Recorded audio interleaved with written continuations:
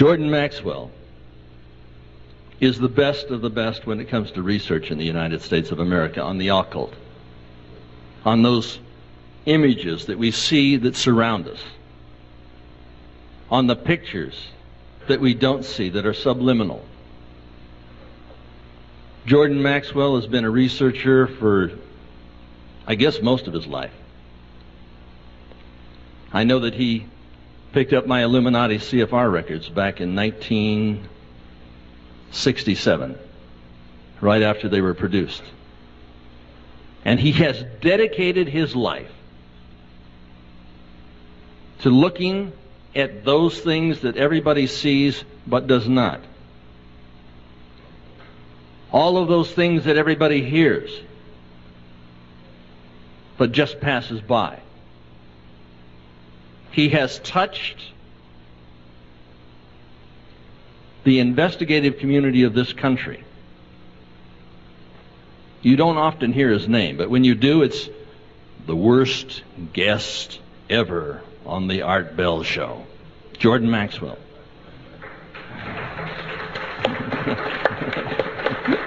I'll drink to that. And all of those things you heard about his incident with the Girl Scouts, that's greatly over-exaggerated. Jordan's a good guy, and you're going to find that to be a fact. He has been on our record called Lucifer 2000. We just did a cable show. Then all of a sudden, requests were coming in from all across the country. People were calling, wanted a copy. So we decided to make a release. We later did Millennium 2000. And it is now across the world. It's being bootlegged in Paris. It's in Sweden. I don't know if you got a copy of the German version. But it's everywhere. The work that Jordan Maxwell has done is appearing under the name of individuals like David Icke. But you don't hear the name of Jordan Maxwell. Researchers use Jordan's research. And he's got slides and pictures and stories, and he can tell you what is happening behind that screen. Because all of us, we take a look at it, and there's just a screen, there's a white screen. Sometimes there's an image on it. But he's going to talk to you tonight about what's behind that. And maybe even a little about what's behind the activities of the 9/11 incident. It wasn't Osama bin Laden. The likelihood it is Osama bin Bush. Because we are witnessing the Nazization of this nation. And Jordan understands the big picture, the total picture. And he's on our tape, saying things that no normal man would say. Yeah, he's not exactly normal. He's a strange sort of guy. But the people who come to these events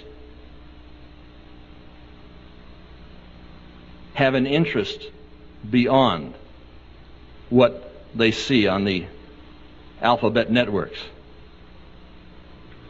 Jordan has it together. Simply Red just gave me a doll to come up here. She says, "Oh, bring this with you." I said, "Well, most of the American public is like the doll. It's dressed well, hearts, love, sort of a flat face." And I think H.L. Mencken once said, "One can never underestimate the intelligence of the American people. They are dumb, dangerously dumb." And I could be speaking to this doll, and she would understand more than most of the people out there. There's no question about that.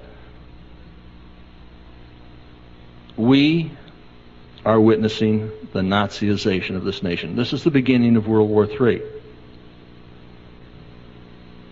We are in it. And if you like, we're really in it. Not only did you step in it, I mean, she's got some documentation over there on what they plan to do medically, what they have the right to do medically, because we haven't done our job. We haven't got on the talk shows. We haven't done all that stuff.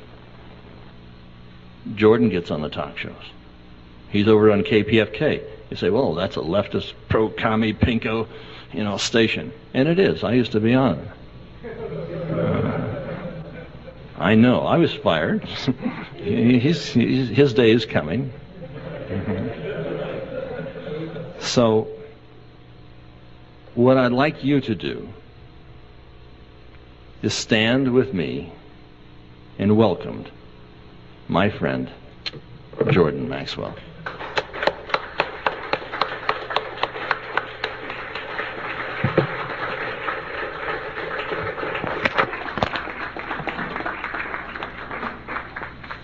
Here you go, kid. Don't get too bad. Okay. Thank you very much, Anthony.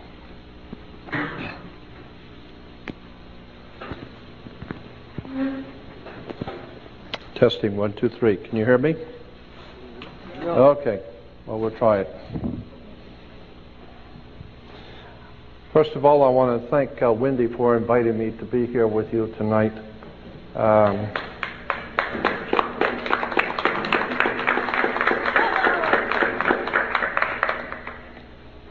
Yeah, that was a very kind gesture on Wendy's part. I wanted to speak here often in the past, but it wasn't to be. But Wendy is beginning a new year and a new project, and I think it's great, and I want to be a part of whatever she does.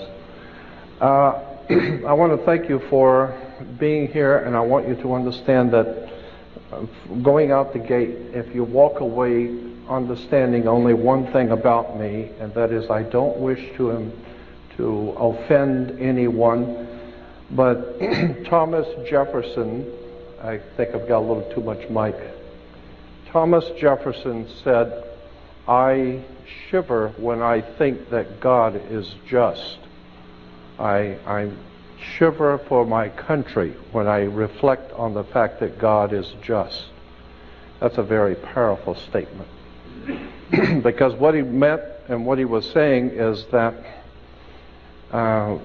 if we understand the divine presence in the universe, that one that men call God, if we understand anything about the divine presence in the universe, we understand that God is just, meaning that he's not a respecter of persons or people or concepts or ideas. God is above all of that. The divine presence in the universe I have the highest of respect for. But I also understand that God can be very cold, very crass. You break the law, what goes around comes around. You may be a wonderful person, you may be very sincere, you may have done wonderful things, you break the law, and what goes around comes around. There's no escaping divine retribution, period, because it's impersonal. It is totally impersonal. If you jump off a building, you're going to get your comeuppance quickly. If you do something against your friend, your family, your wife, your husband, or whatever, it may take a couple of weeks for it to come back to you. It may take a month or two. But whatever it is you put out there will come back. Bet on it. And that's why Thomas Jefferson said, "I fear more for my country when I realize that God is just." And the reason I bring that up is because there are many good people in this country who call out who call out upon God and who want to do what is right and are praying for their country. But in point of fact, God is just. And unless and until you are doing what is right before divine universe, before the divine, unless of course you understand that truth stands on its own and truth does not need to be validated by ignorance, Whatever is true, it's true. And if you back away from it, that's your problem. God doesn't, there's no playing sides. So consequently, I feel that what I do, I'm looking for the real truth. I'm looking for the real truth that's out there, like X-Files says. And I have come to discover that when it is that you think that you have a good understanding of something, you need to go back and do your homework because you probably don't have it yet. And every time I found that I thought I had it all nailed down, Anthony was right. I've been doing what I do almost of my life. 42 years I have been involving myself in the research of the occult and the dark side of the world. Occult simply means hidden, those things which are hidden. And I've been involved in researching and studying and living with the occult world for some 42 years. And something I have learned is that when you think you know it all, you haven't got any of it. And when you think you've got it all figured out, no, there's one higher than the high one who looks on and you don't have it yet. And that's why humility is the first thing that we need to have when we're deciding and when we're thinking about godly or spiritual things, is humility. Because as one teacher of mine once said, and I've had some very, very brilliant people in my life to help me, and this one teacher said that if you can tell an audience something about God so that the whole audience can understand it, then that will prove conclusively that you don't know anything. Because any pea-sized, ignorant, ill-informed, unread brain like yours cannot represent the divine presence in the universe. We do not know the hand of God. All we do know is that whatever you do comes back to you. There are certain immutable laws in the universe. And unless and until you are prepared to look at the whole truth, nothing but the truth, and wherever it may go, whoever it may lead to, if you want to look the other way or if you want to play favorites, then somewhere along the line you're going to find out you're messing with divine justice. So the point I want to make here is that too many times we have been led to understand and told things which are not true, but which are uncomfortable to confront. And consequently, we have been led into believing that the judicial system, we have educational system, judicial system. Incidentally, the word system comes from a Latin word. The Latins in Rome, the ancient Romans called their sewer the system. And this is where we get our word today, the system. Yeah. So we have an educational system and a judicial system, and consequently, that's where we are, is in a sewer. Now, if we understand that government is corrupt, and God knows now even the most ignorant among this nation are finally waking up to the fact that the whole thing is corrupt. If we understand that government is corrupt, banks are corrupt, our law enforcement are corrupt, there's virtually no institution, our educational systems, no institutions in this country are above taking money under the table and looking the other way, and it's become a way of life, and soon it will be for America a way of death. Now, once you understand that the entire system we're living under is corrupt and filled with lies and deception, and now the best thing you could do if you're a politician is just kind of keep things going, just kind of keep paying people off and hoping everything will come out all right tomorrow. And little by little by little, what goes around comes around, and we are facing a terrible time of judgment, I believe, by the divine forces in the universe, which men have called God. I don't know what God is, but I know what He isn't.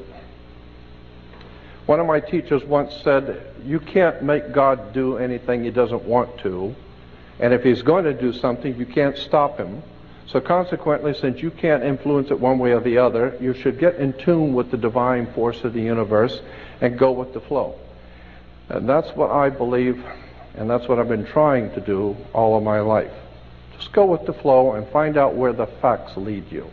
Because the more you begin to investigate what we think we understand, where we came from, what we think we're doing, the more you begin to see we've been lied to. We've been lied to by every institution. What makes you think for 1 minute that the religious institution is the only one that's never been touched? You can bet your bottom dollar that the religious institutions of this world are at the bottom of the dirt.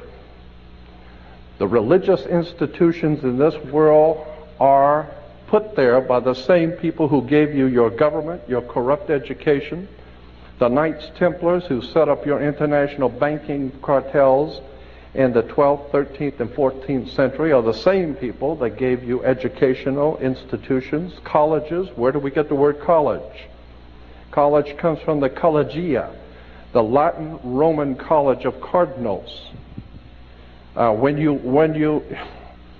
could go on for hours just giving you examples. When you graduate, you come out with a square mortar board, a black square mortar board. What's all that about?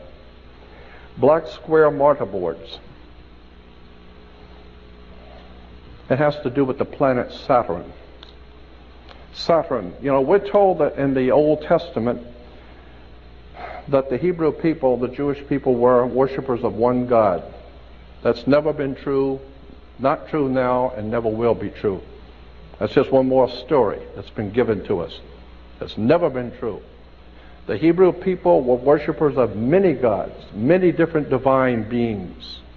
They were the most eclectic theology on the face of the earth.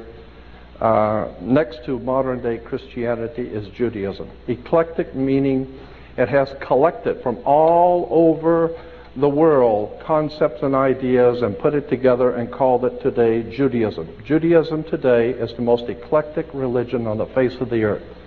Virtually nothing of what it teaches is true. Virtually nothing of its supposedly background is true. And consequently, the world is filled with violence, bloodshed, or disorder. Good people are dying.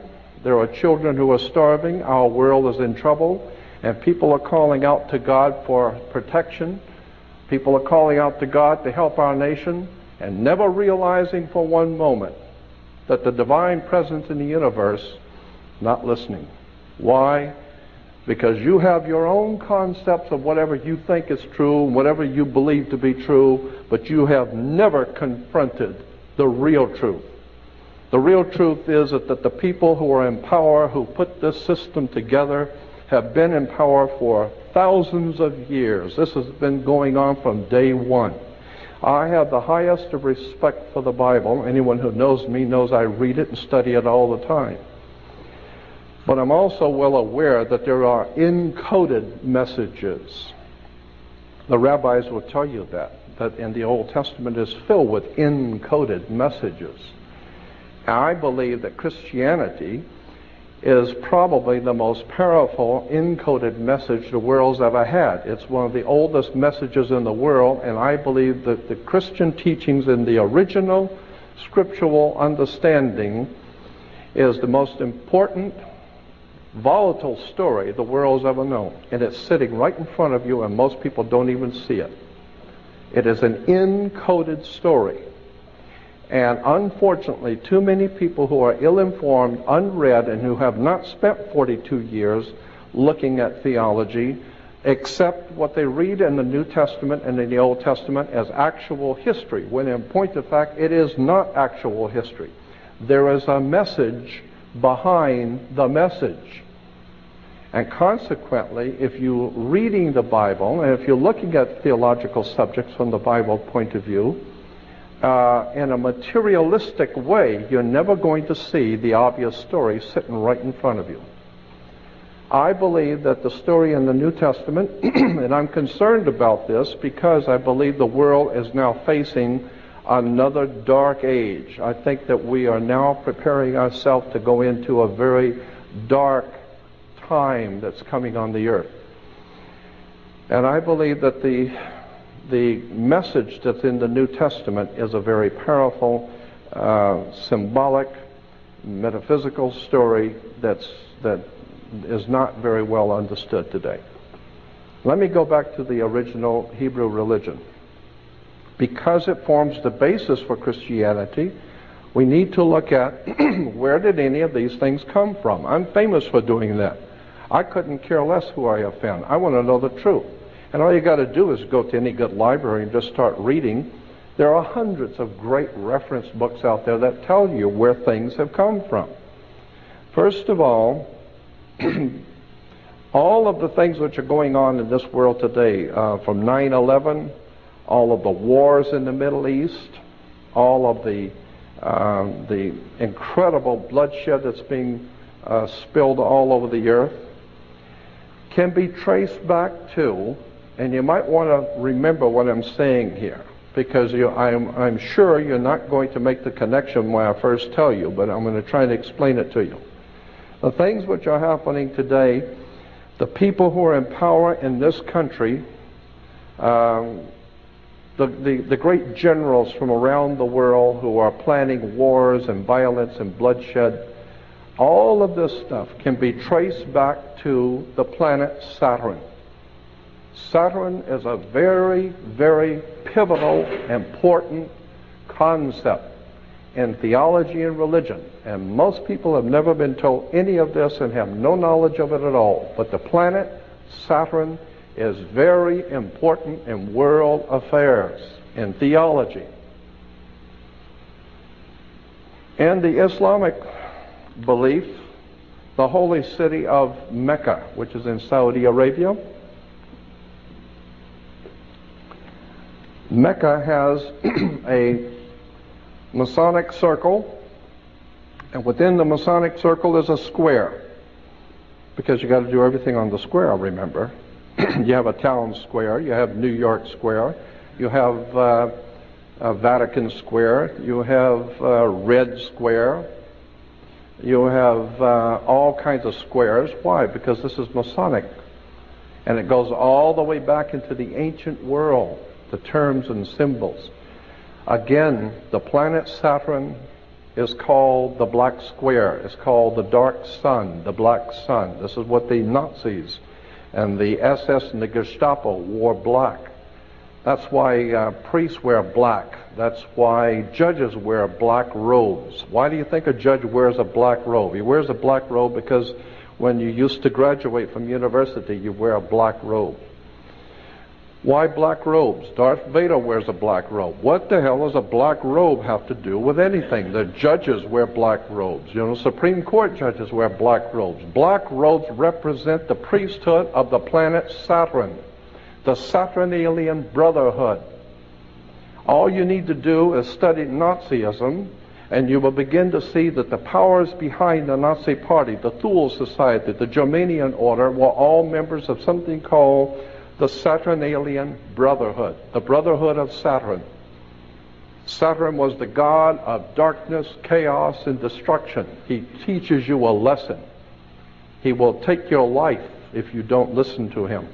So consequently, Saturn was very, very important in the ancient world. Thank you.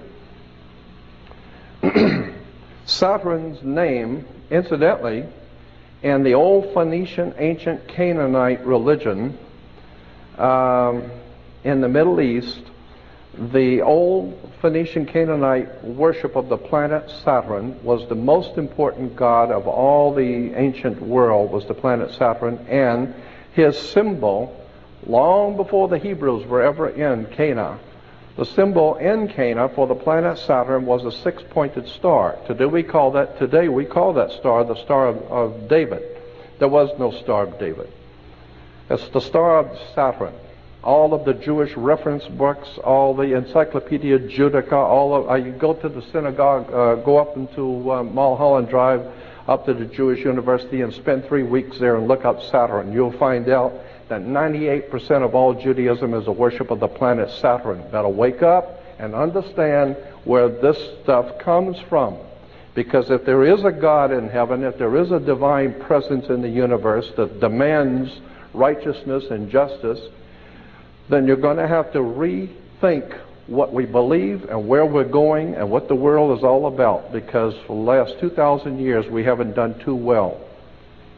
Logic alone should tell you that when Jews were being marched into concentration camps, they were praying obviously to their God for protection and for help. There was no help coming. Christians have been praying to God to help this nation, to protect their family, and evil grows and multiplies each day. And the more Christians pray, the more evil the pervasiveness becomes. And the reason why is because we are not in tune with the universal God force. We're not in tune with the truth. We're in tune with what we've been told is the truth.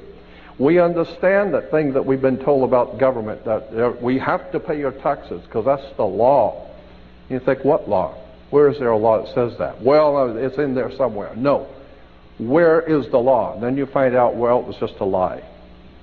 The whole thing was a lie. The whole thing is a sham. Well, the same thing is true in our theological thinking.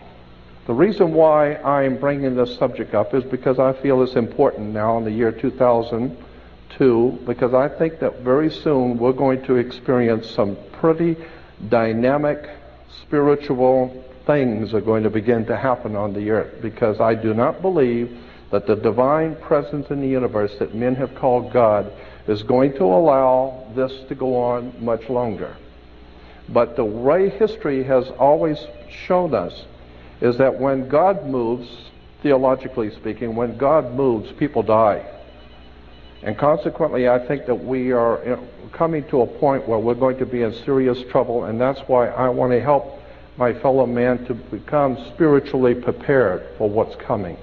And the only way you're going to do that is understand where things come from and begin to appreciate we've been misled again. I have tons of videos and of slides I'd like to show, but there's so many things I want to talk about too.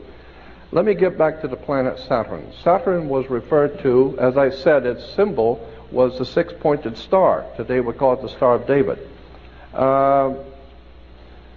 Saturn was referred to as El, E-L. El was the god Saturn in the old Phoenician Canaanite system.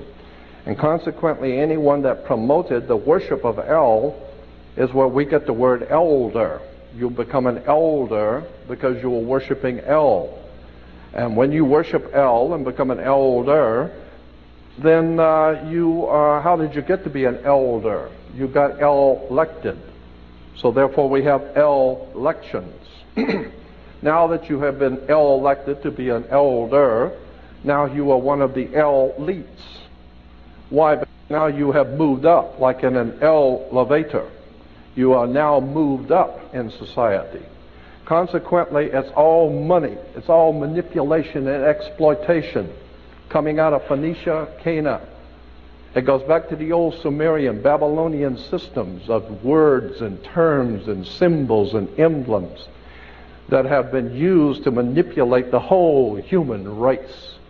Because our masters don't give a damn about you or your family or your destiny with God. All they care about is what they have always cared about, and that's controlling the whole damn world.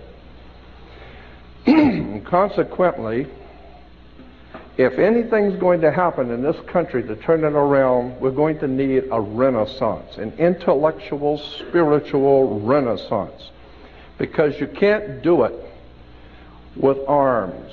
Adolf Hitler rose to power the same way George Bush did. It's the simple Mickey Mouse routine that it works every time. I'm ashamed of this country, and I'm ashamed of the people who call themselves Americans who drive around with a damn silly-ass flag on their car and not even realize that's not an American flag. All you got to do is do your homework. You'll find out that is a United States flag. And it's not even an original United States flag, because an original United States flag has these stripes going vertical, not horizontal. But who the hell knows that? Who cares? I mean, we just put a flag on your car and drive around like a fool. It is a disgrace. Somewhere along the line, we're going to discover we've been had, if we haven't already figured it out. I want to show you how the planet Saturn, the Saturnalian Brotherhood, the worship of the planet Saturn, Saturn's color was black. The black, each one of the gods and each one of the planets were associated with a different color. Green was associated with Venus, and that's why today in Islamic countries today you will see all of their flags and harlotry in Islamic world are in green. And you'll see the crescent with the star. Many people think the crescent is the crescent of the moon, but it is not. According to the actual research documents, the crescent on the Islamic flags is the crescent of the planet Venus. And the star represents Venus. It is a religion that is based on the worship of Venus, but which has incorporated the Saturnalian philosophy in it. So, like all the other religions, it is also a very eclectic religion. We hear that God's name is Yahweh. Let me tell you something about Yahweh. I mean, I've spent 42 years looking at this stuff, and as far as I'm concerned, I'm amazed at how many people don't even begin to know what these words mean. Yahweh is not the name of God. Yahweh in Hebrew is an expressive term. It's expressing something. It's describing something. It's not a formal name of God. Yahweh in Hebrew simply means, and the best way to explain what the word means is to take a garden hose and hold the end of it, turn on the water, and you feel the pressure building up. When you release the hose, it's a release of pressure. It's a release of energy. In the Hebrew, in the ancient Hebrew, the release of dynamic energy was called Yahweh. And it was always associated with sex. It's the building up of the sexual urge, and the releasing of sex in the sex act was referred to in the ancient Phoenician Canaanite system as being one with Yahweh, the explosion of divine creativity. That's why our Jewish physicists have told us the universe came into existence by a big bang.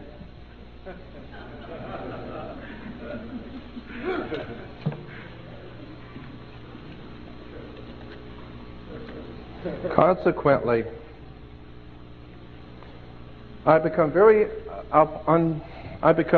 disorganized in my thinking because there's so many things I want to show you. So many things I've been wanting to tell people for years. I got to boil down 42 years into an hour or so. But suffice it to say that the planet Saturn is very important, and you need to remember that and do some research on it, and you will find that the Nazi Party was probably the most glorious Saturnalian brotherhood we've ever seen. Nazis were heavy into the Saturnalian system of philosophy, war, destruction. The ancient Phoenician Canaanites said that the women should listen to their god Saturn. They always knew Saturn had rings. So they said the women should listen to their gods, so women were to wear earrings. Men were to get married before their god, so they were to wear a wedding ring. Kings were to get crowned before their god, so consequently they would have a round crown, the corona. The ring. Saturn is the god of this world.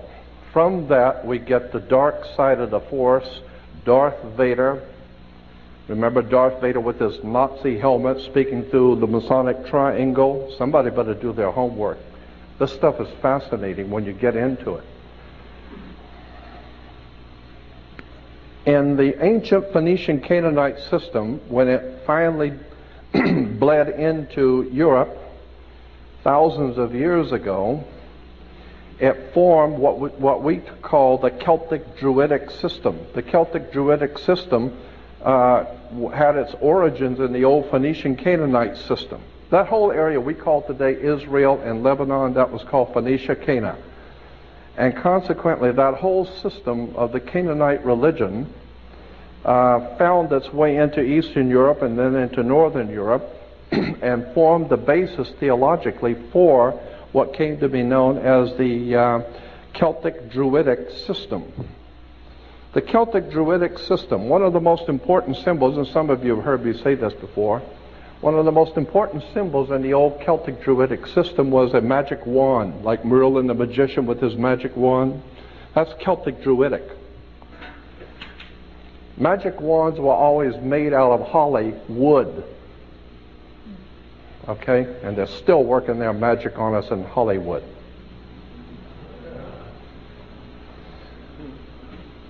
The system that we are under is a most manipulating, exploiting system that's ever been put together. But I'll tell you one thing. The Steven Spielbergs and the George Lucases and the Michael Eisners and all the guys that run the entertainment world, all of them, are many things, but stupid is not one of them. These guys are Class A, top-of-the-line intellectuals. They know the name of the tune. They know exactly how to manipulate your thinking. They have something called program music. And you go in and most people never think when they go to a movie or watch a television show. They never think about it. Who writes scripts? Scripts are written by scriptwriters. Scriptwriters scribble scripts. And consequently, the scribbling scriptwriters were called scribes. So when Jesus denounces the Pharisees and the scribes were the people who scribbled scripts. And consequently, the religious writers of the day, those who wrote all of those glorious religious writings, were all the scribes. They're being paid money by the system to write all of their silly little scribes, all of their silly little stuff that the masters wanted. Why do you think the King James Version is called the authorized version of the Bible? It's the one King James authorized. He didn't authorize you to go doing too much research on your own. You get your head cut off. Consequently, we go back to Yahweh. I mean, have you ever wondered why we call God the Father? You ever thought about that? I mean, women, some of the women's liberals were saying could be a God the Mother, you know. I don't know. But the point being is that why do we call God the Father? It's because of rain. Rain is why we call God the Father. Because in the old ancient Hindu, if you go back into the old Sanskrit writings of the ancient Hindu religion, you will find that the divine presence of God, the Most High, was referred to in their language, in the old Sanskrit language of India. God was referred to as rain, R-A-I-N, rain. And consequently, the idea was that the earth was our mother, Mother Nature, Mother Earth. And Mother Nature gets impregnated with God's, the Father's, sacred fluid that comes and falls on the earth and impregnates Mother Nature because everything grows. And so once a year, there was a celebration in Phoenicia, Cana, when the spring rains would come. And consequently, the Phoenician Canaanites knew that the rains were coming and it was going to bring a whole new life to the earth. So consequently, they had a celebration of spring, and it was called the marriage feast of Cana. The marriage feast of Cana. And this is in the Bible. As I said, that there are many things in the scriptures that are hidden right in front of you. And if you don't know what they mean, you don't know where they came from, you'd be surprised when you begin to look at where these stories come from. The whole idea of the marriage feast of Cana was Mother Earth, Mother Nature, asked God's Son, our risen Savior, and of course the Son is your risen Savior. As a matter of fact, if it don't come up, we're dead. So consequently, the Son was our risen Savior, and so Mother Earth asked God's Son to draw water. The water is drawn by the sun, so it can grow, it can fall on the grapes, and the grapes can be made into wine, so it changes water into wine. And this goes back to the old ancient Phoenician Canaanite, and even the Jewish rabbis will tell you that. Consequently, there are symbols and ideas and concepts in government which are put there purposely to mislead you. There are symbols and ideas in all of our systems purposely to mislead you. And I'm saying that even the theological basis for what we think we're doing has also been misled. And until such time as we get it right, we're never going to have that divine protection that the universe offers you when you're doing it right. And again, what I do is not to offend anyone, but I want to show you how these things have crept into our modern day society. Our international banking cartels, which control, finance, and organize and direct all of this corruption, wars, and bloodshed, and we're all well aware of that, but most people don't know that international banking cartels go back to the Vatican. The Vatican, as far back as the 5th, 6th, and 7th century, was the power of Europe. The Vatican dominated Europe, and Europe dominated the world. Even the Uniform Commercial Code, the international banking codes of the world, are based on Vatican canon law. I mean, that's why when you walk into a courtroom, why do you have to go to court? Does anybody ever wonder why you go to court? I mean, you play basketball on a court, and you play tennis on a court. The whole idea in a court is to put the ball back in the other guy's court. That's right. It's just a game. Back and forth, they're throwing the ball back at each other, and the judge is there wearing a black robe. Black because of the planet Saturn. Saturn was the god of banking. That's why the judge sits on the bench. Look it up. Look up the word bench. You will find the word bench is a Latin word for a bank. So the judge rules for the bank. He don't care who's going to win or lose. Somebody's going to pay. And he's going to get paid. What does he care? Okay? So consequently, the judge rules for the bank. He sits on the bench. The whole idea is you're in court to play ball back on the court. How do you play tennis on a court? You play with a racket. Why? Because the whole thing is a racket. They're using terms and symbols and emblems. And they're playing on you. You know, a lot of people think, well, these are just play on words. Don't bet on it. We have something called the California criminal justice system. Criminal justice, not American justice system, not the people's justice system. It is the California criminal justice system. You think that's by chance? Think about it. You think that the government makes mistakes? The only mistake is that you're thinking that they're making mistakes. These guys know what they're doing. When they say criminal justice, they know what they're talking about. The criminals are in charge of the justice. That's why it's a criminal justice system. Okay? The mafia runs this town. I personally know that. Los Angeles is run by the mob. If you don't think so, they got their own license tags. The mafia has its own license tag that the police department does not touch. They see a mafia license tag, they do not touch it. I'm not going to get into that. But I can tell you that the mafia and the mob runs this country. And the Catholic Church is behind the mob. Period. My mother had an uncle when I was growing up as a child. I only remember him faintly because I was very little, who worked in the Vatican Secretary of State's office. He was not clergy, he was civilian. And I grew up in my hometown having two uncles who were federal judges. My great-grandfather was a senator from the state of Florida, a very powerful man, and he died in office because they couldn't get rid of him. Why? Because he was mobbed, and everybody knew it. My Uncle Joe Valenzino used to come over every now and then with his big cigar and sit, and my father used to tell me, don't you ever, ever ask Uncle Joe what he does for a living. Ever. You just take whatever little presents and be cool and sit down, and if you open your mouth, I'll knock your teeth out. Okay? So I understood. There was a system in operation.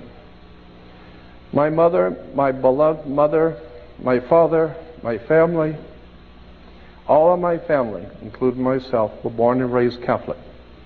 So I'm not talking about the Catholic people. I'm not talking about the black people. I'm not talking about the Jewish people. I'm not talking about people.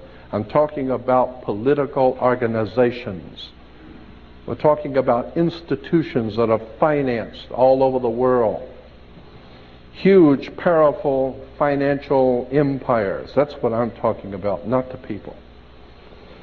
So I grew up understanding that there was a whole system in operation, and I decided at the ripe old age of 18, when I left home to come to California, I wanted to be on my own and do my own thinking. And I started out immediately collecting and reading books on Nazism, the communist movement, the philosophies, all the different occult sciences.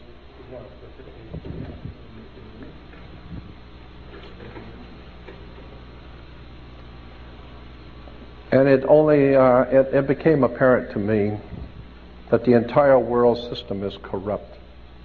So what we have today on the world scene, we call them world governments and United Nations with all the different governments represented. In point of fact, what we're seeing is gang wars. We got the Crips and the Bloods and the East Side Gang and the West Side and this group and that group. And today we call them nations. No, they're only gangs. They're all corrupt, money-grubbing. And so consequently, what goes around comes around. And we're seeing the complete breakdown of law and order around the world, and I believe that there is a divine retribution coming. And this is what I'm trying to do, is make people aware that do not put your faith and trust in man in whom there is no salvation. Do not look to your religious institutions for any spirituality. They don't have any. I don't care what it is, they don't have it.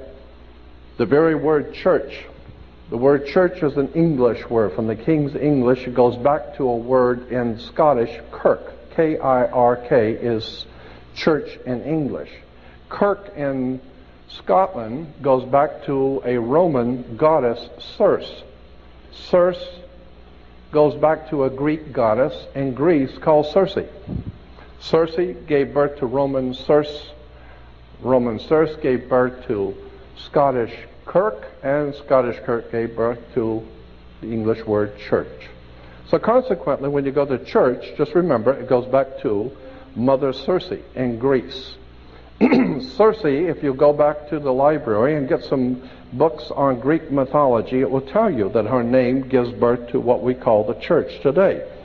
And Mother Circe was able to hypnotize people and bring them into her home, hypnotize them, and so that they would lose their mind and become animals, and then she would feed off of them, eat them and feed off of them. That's Greek mythology, Mother Circe.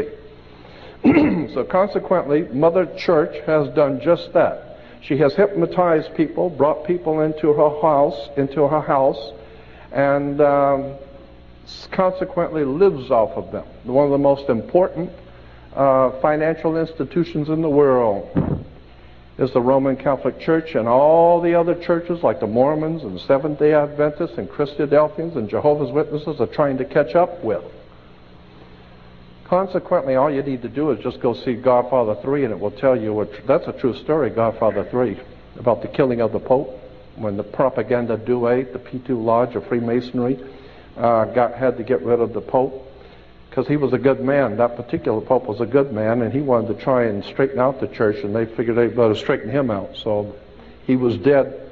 He died on the 33rd day of his pontificate. He died on the 33rd day. I think that's interesting. And that's in the movie Godfather 3. Consequently, I don't know if you know this or not, but at the end of the Second World War, to show you another facet of the church's work, during the Second World War in 1945, actually early 45, when the German and the Nazis began to see that they were losing the war, and it became evident that the Nazis were going to lose, the powers that be in this world wanted to get the top Nazis out of Germany before the Russians or the other Allied forces came through and would kill them.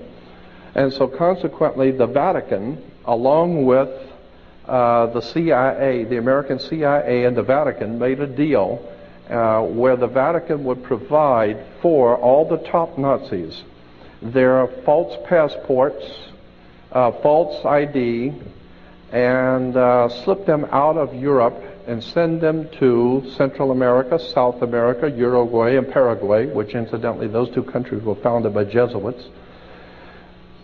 Probably some of the most powerful criminal syndicate in the world is the Jesuits. But so we have the Nazis here in America.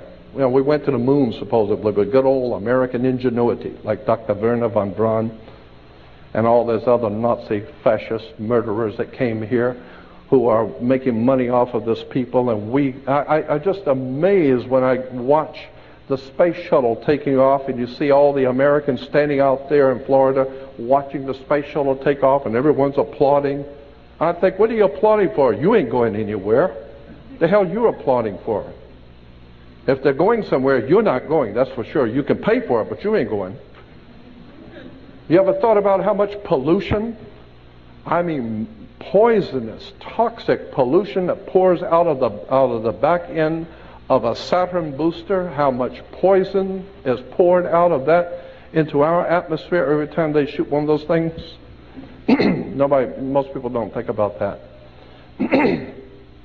Consequently, I believe that it's a time that the idea, this time has come to look at the real foundations of our system of thinking in this world, because if you're going to call out to God, you better get it straight. Because there are too many times in the scriptures, and I again have to re-emphasize my appreciation for the divine principles in the scriptures. I believe that there is a profound story, especially in the New Testament. I think that the New Testament is a redemption story. But most people have no idea in the world what redemption means. Well, the classic example, how many Christians understand what Christ means? I mean, you can't talk, I hear Christians talking all the time about Antichrist, and they haven't got the faintest idea what Christ means. How many people know what the word Christ means and where it comes from? I mean, how many Jews talk about the Holocaust and haven't got the faintest idea in the world what a Holocaust is? Oh, a Holocaust is a terrible tragedy. Oh, it's a big fire or something like that. It's terrible something. No. That's not what a Holocaust is. A Holocaust, according to the actual research documents, means a sacrificial, ritualistic burnt offering. When Abel and Cain and Abel in the Bible offered up a sacrifice to God, the word in the Hebrew Bible is they offered up their holocaust to God. So a holocaust is a ritualistic, sacrificial, burnt offering. Get it right. Why did the Jewish leaders in this country and around the world use the term Holocaust? Very interesting. I think that they are not telling us the whole story. Consequently, as I said, how many Christians use the word Antichrist and don't even know what the word Christ means? Christ comes from Christos. Christos in Greek means oil. That's why you have Pillsbury cooking oil called Crisco. Crisco is Christo. Christo is Christ. So Jesus Christ is Jesus the oil. I mean, that's what it means. Jesus oil. Okay? You say, well, Jesus, why? Well, because Jesus was the anointed. When you always become anointed with oil. The kings in Israel were always anointed with holy oil, so they became anointed. You know what the word anointed means in Hebrew? I don't want to get into that right now. Basically, anointing comes from the word sex.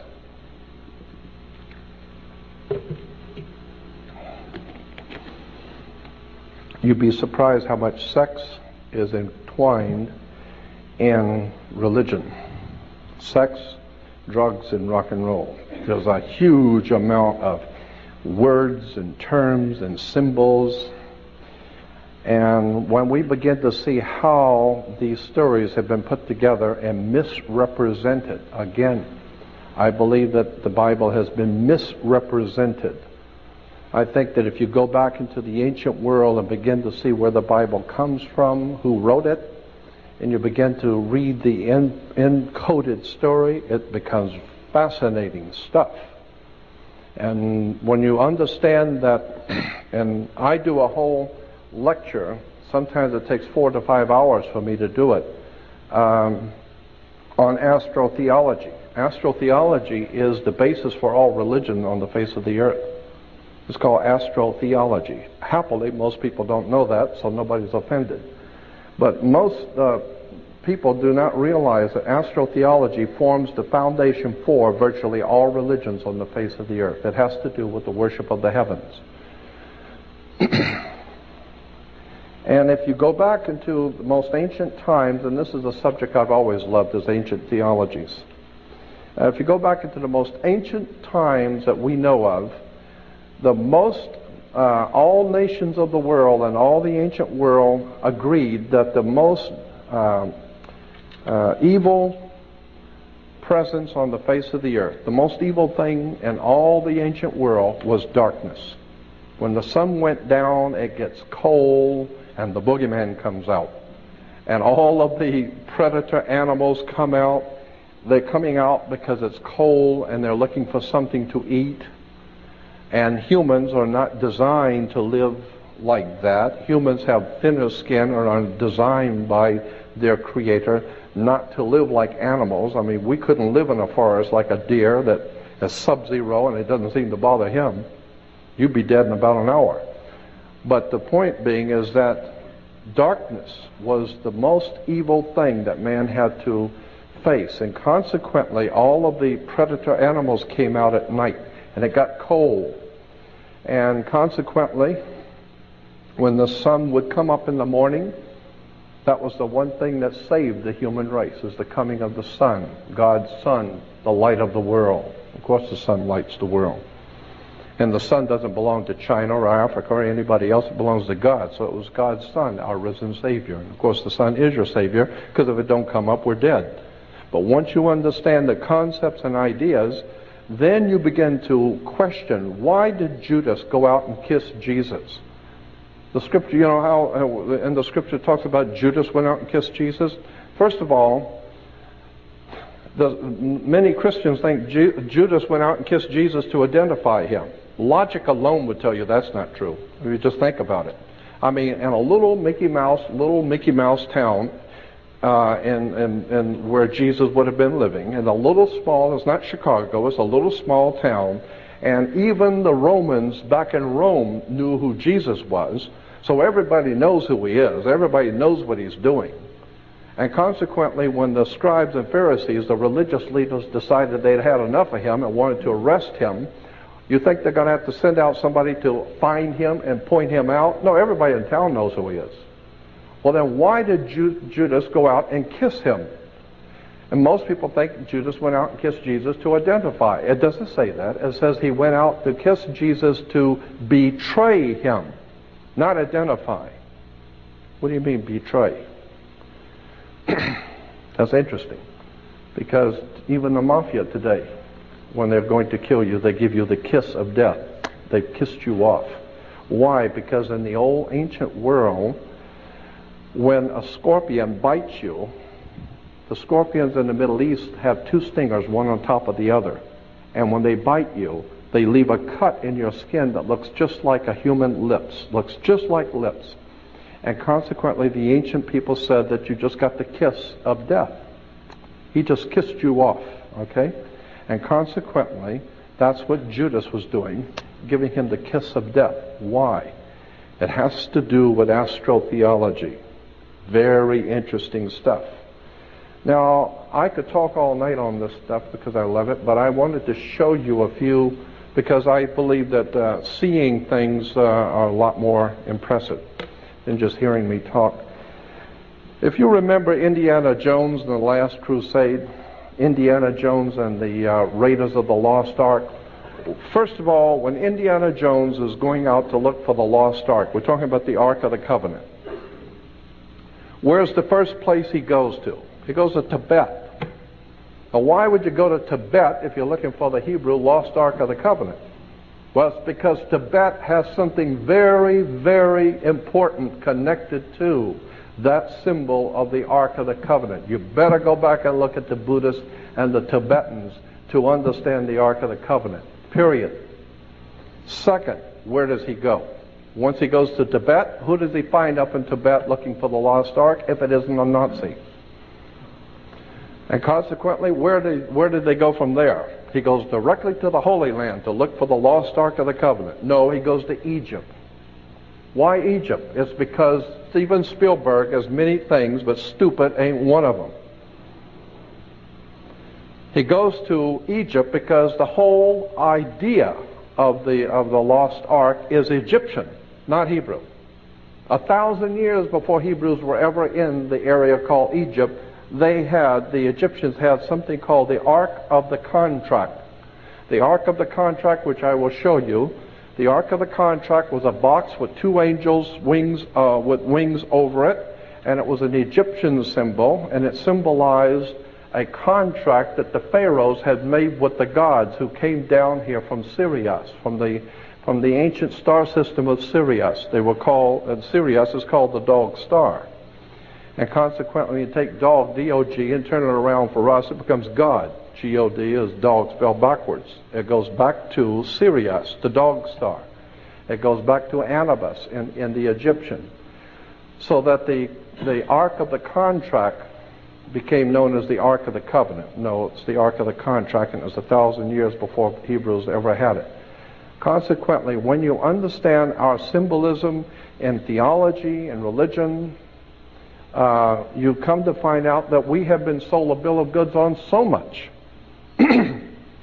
And why do you have these institutions that the religion, philosophy, politics, all of these systems are institutions which are being financed, organized, and directed by the people who mean to put you into bonds and chains. God has created all of the animals to be free. He created everything. God who has created all things. Freedom is the one thing that you see everywhere, except for man. And consequently, the real freedom in man is up here.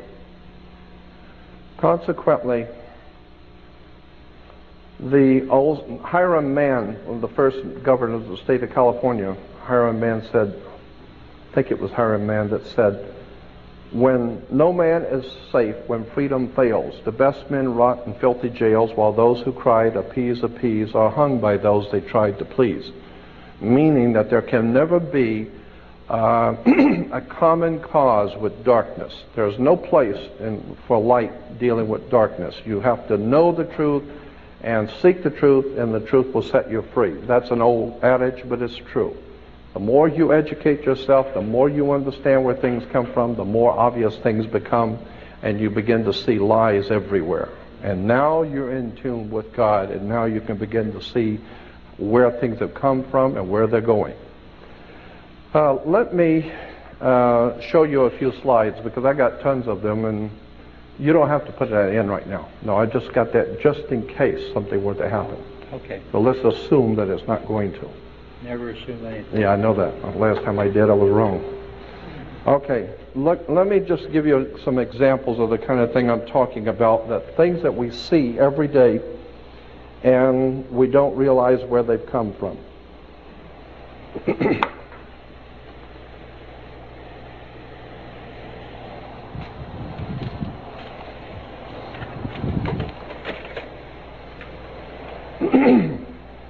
Now, this is the Ark of God. You'll see this is the New York State seal. In New York, the State of New York seal, you will see in the middle is the lost Ark of the Covenant. Here it is, the Ark of the Covenant. You remember this from Indiana Jones and the Raiders of the Lost Ark? And here it is again.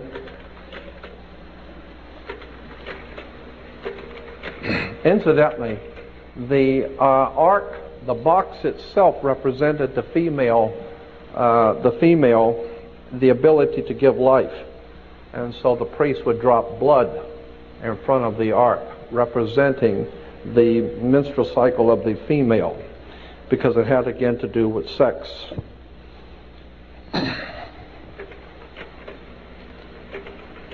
So we see bringing the Ark of the Covenant, okay?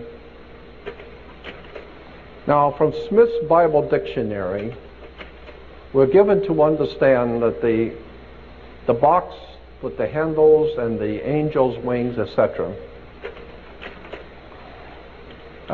Smith's Bible Dictionary. In Smith's Bible Dictionary, you look up the word ark. Thought I had a larger. Anyway, the word was adopted from the Egyptian. There's an Egyptian ark. It goes on to say that the ark was a ark of the contract in Egypt, which was copied later by the Hebrews and called the Ark of the Covenant. Here's a dictionary of the Bible, another one. And there again, you look up the word ark and it will tell you it was an Egyptian ark. The Egyptians had and came up with the idea of a sacred ark. There is the ark that was found in King Tutankhamun's tomb when they found the tomb of King Tut. And there is King Tutankhamun's ark that was found in his tomb. Here it is again. You will see the Egyptians carrying the ark. Again, you will see at the top left, they're carrying the Holy Ark. This is the Egyptian, not Hebrew. This is 1,000 years before Hebrews were ever even near Egypt. They had the lost Ark. Now, here's an interesting, well, wait a minute. I'm getting ahead of myself because I want to jump around a little bit. On that first one, I'm not going to go through all of these. I want to jump around a little bit. I just wanted to show you that to give you an example of the ark. Now, the next one. The next one is Solomon's temple. We're told about King Solomon's temple. Incidentally, there was no King Solomon. So don't look for King Solomon in history because there was no King Solomon. That's the word Sol, Om, On. S-O-L is the sun in Latin. In Latin, the word sun is S-O-L, Sol. And in the Hindu priest of the sun, they call the sun Om. Remember the priest of Om? They chant Om. And On is the city of the sun. The Greeks call it Heliopolis. It's called Heliopolis to this day. But the Egyptians, Heliopolis. Heliopolis means the city of the sun. The city of the sun, Heliopolis in Greek, was originally called in the Egyptian On. Look it up in any dictionary, O-N. That's why when you walk into a room, you flip a switch on. Because On was the city of the sun in Egypt. So the three words for the sun in the three esoteric languages of the world is Sol, Om, and On. Solomon. And Sol, Om, On's temple, you will see the Temple of Solomon. The word here used for the, well, that's, all right. This is the word used for any oily substance in the Old Testament in the Hebrew is shemen or semen. Strong's Bible Concordance has it saying, it is very suggestive of the old Hebraic writings, that when we find the oil of anointing for phallic pillars, priests and kings, was called semen.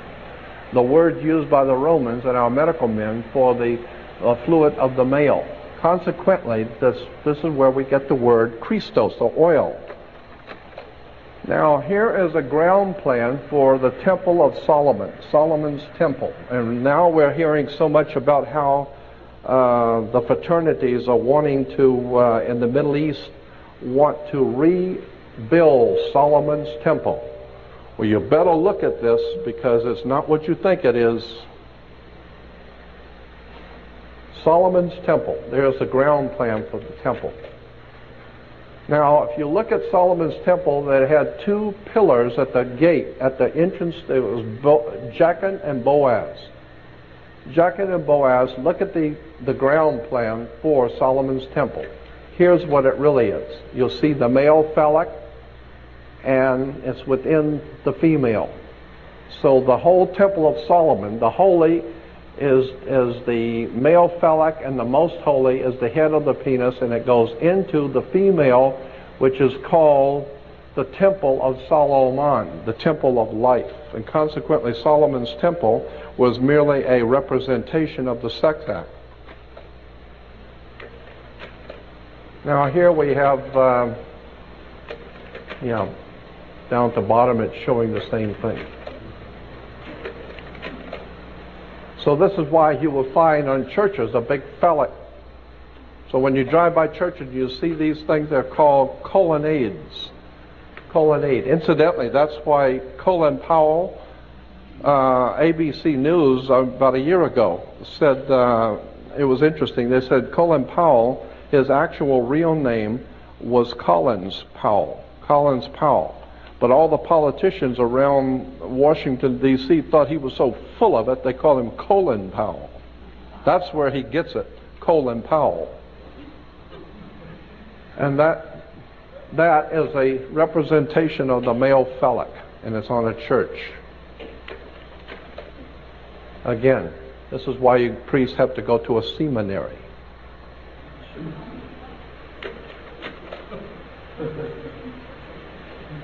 Here it is again. Here's another temple. You can tell the layout of the temple.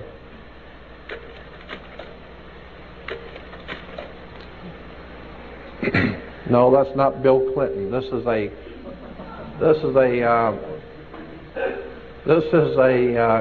Egyptian god named Min, M-I-N.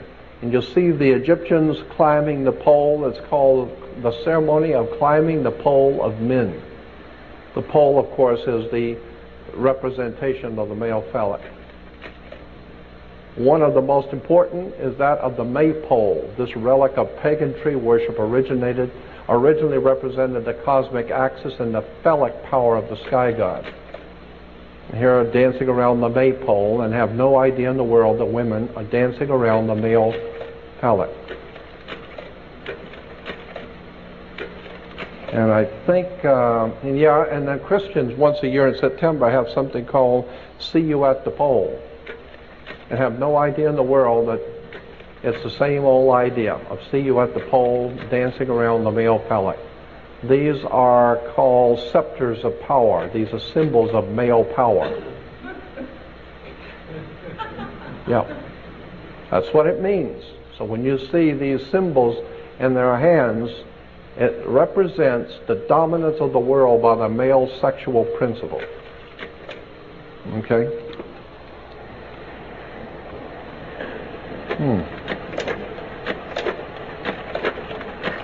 Okay. Even the playing cards like the jack has, that's why it's called a jack. It goes back to the Bible, jacking the pole. And here's something we call the pillar of life. You'll see these two pillars.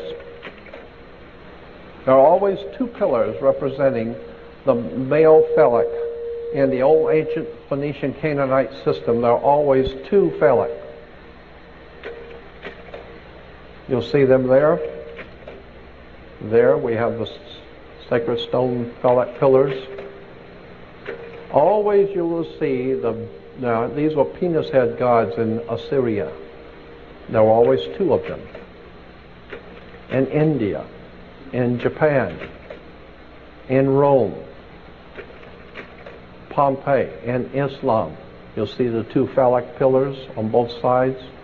Incidentally, the churches and many of the old architecture in the Middle East and churches today all have pointed glass windows, long pointed glass windows and pointed arch doors. The pointed glass windows represent the female opening, the pointed arch.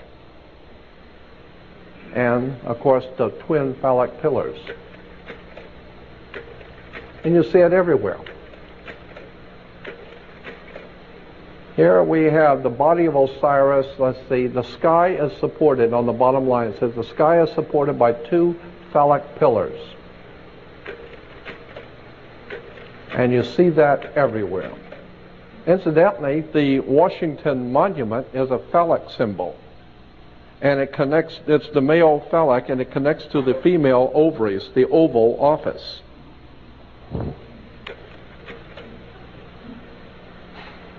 The Egyptian idea, the Egyptian convention of twin phallic pillars at the temple gate was copied by the temple at Jerusalem, where the right pillar was named Jachin, God makes him firm, and the left pillar was named Boaz, eagerness and strength. What are we talking about? Jachin makes him firm, and eagerness and strength? That's in the Bible, 1 Kings.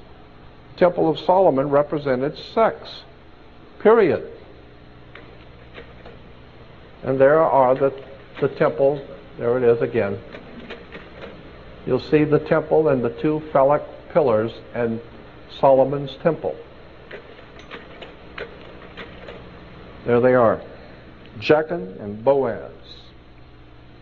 Two male phallic pillars in front of the temple.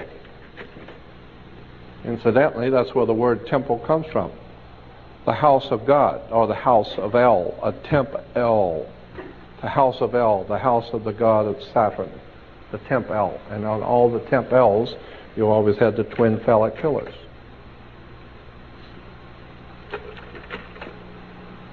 There it is in downtown, on Wilshire in downtown Los Angeles, the synagogue has the two phallic pillars. You see it all over the world. All over the earth you see twin phallic pillars going all the way back to the Phoenician Canaanites. This is over in Pasadena at the British Israel Masonic Ambassador College.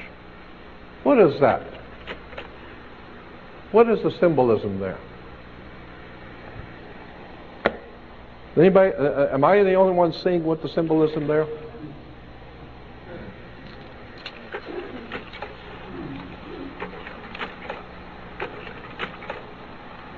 There's the king with this phallic symbol on both sides of the...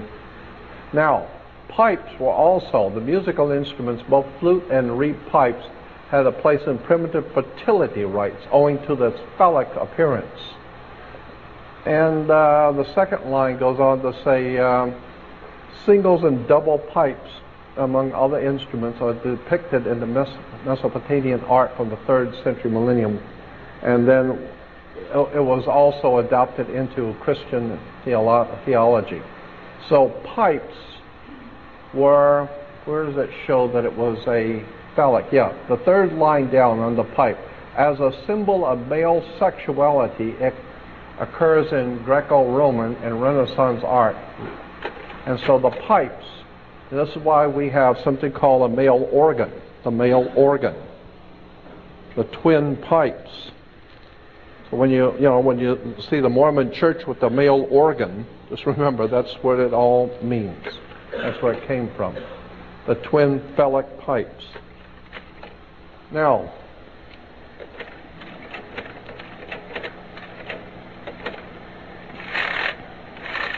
enough of that is enough. We'll go on to the next one. Again, while I'm doing this, is I'm showing you how things we think we understand and we're used to seeing never even occurred to you what these things mean. Let's see. This one goes from 27. All right. Okay. As far back as the ancient petroglyphs with the sun symbol, this is from the Bronze Age. This goes back thousands of years. You will see carved on stones in Russia and all over Europe as an interesting symbol. It's the symbol of the sun, petroglyphs with the sun symbol. So that's an ancient, going back to the Bronze Age. You will see this ancient sun symbol. This is the Nordic sun symbol. The cross on the circle. This is why, incidentally, you drive by churches today. You'll see many churches have the big cross and a circle in the middle. The circle in the middle is the sun that dies on the cross of the zodiac between north, east, south, and west. Incidentally, if you take north, east, west, and south, that spells news. Anything that happens in the world is news. North, east, west, and south. Anyway, let's go on with this. Here it is again. The old ancient prehistoric symbol of the sun. Going back to the old Phoenician Canaanites, this is Sumerian.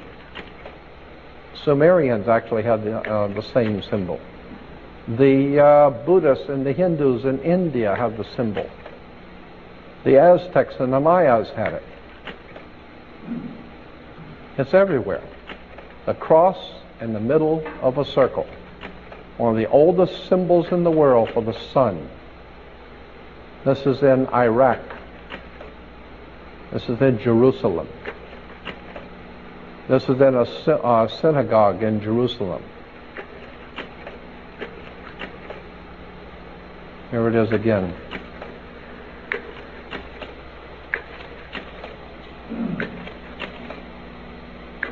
Always is the cross in the circle. And showing that children are taught to pray to the cross in the circle, which goes back to the old ancient Phoenician, and that even prior to the ancient Phoenician goes back to, and here's the host with the cross on it, the circle. It's an ancient formula. And I said, yeah, I'll bet it's an ancient formula. It's real ancient. Far more ancient than you would suspect. On the caps of the French used to carry it. That's in Freemasonry. Churches. Rosicrucians. Queen. Queen Mum. There's Queen Mum with the symbol of the cross. This ancient sun cross of the most ancient people of the world. And today it's still being used all over the world, and people have no idea in the world where it came from. Even the Nazis. You'll see the Nazis had the sun cross.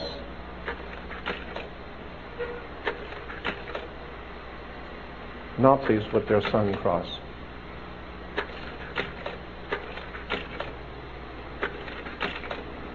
Now, while this may not seem very important, you need to understand the reason why it's important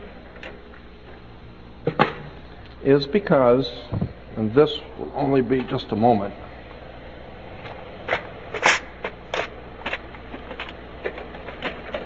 even the Pope wears the sun cross. There it is again at the Vatican. You need to ask yourself, how come the old ancient petroglyph from thousands and thousands, probably anywhere from 10 to 15,000 years ago, the old prehistoric world marked the symbol of the sun as a... It's the same way that it is now at the Vatican. Is there a message here, or what?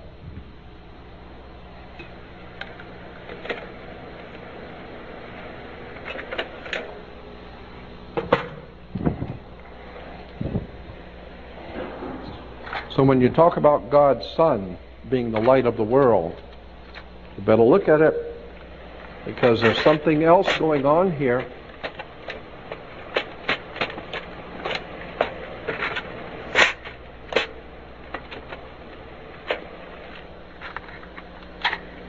Oh, I'm sorry.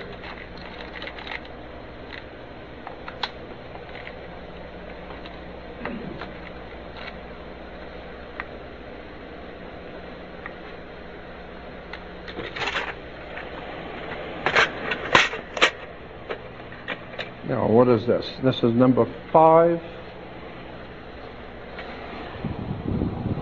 Yeah, this is number 5. Okay. Okay, yes. Now, we're talking about the law before, and Moses is the lawgiver. Actually, the word Moses is a Egyptian word, and in the ancient Egyptian language, the word Moses meant the son of.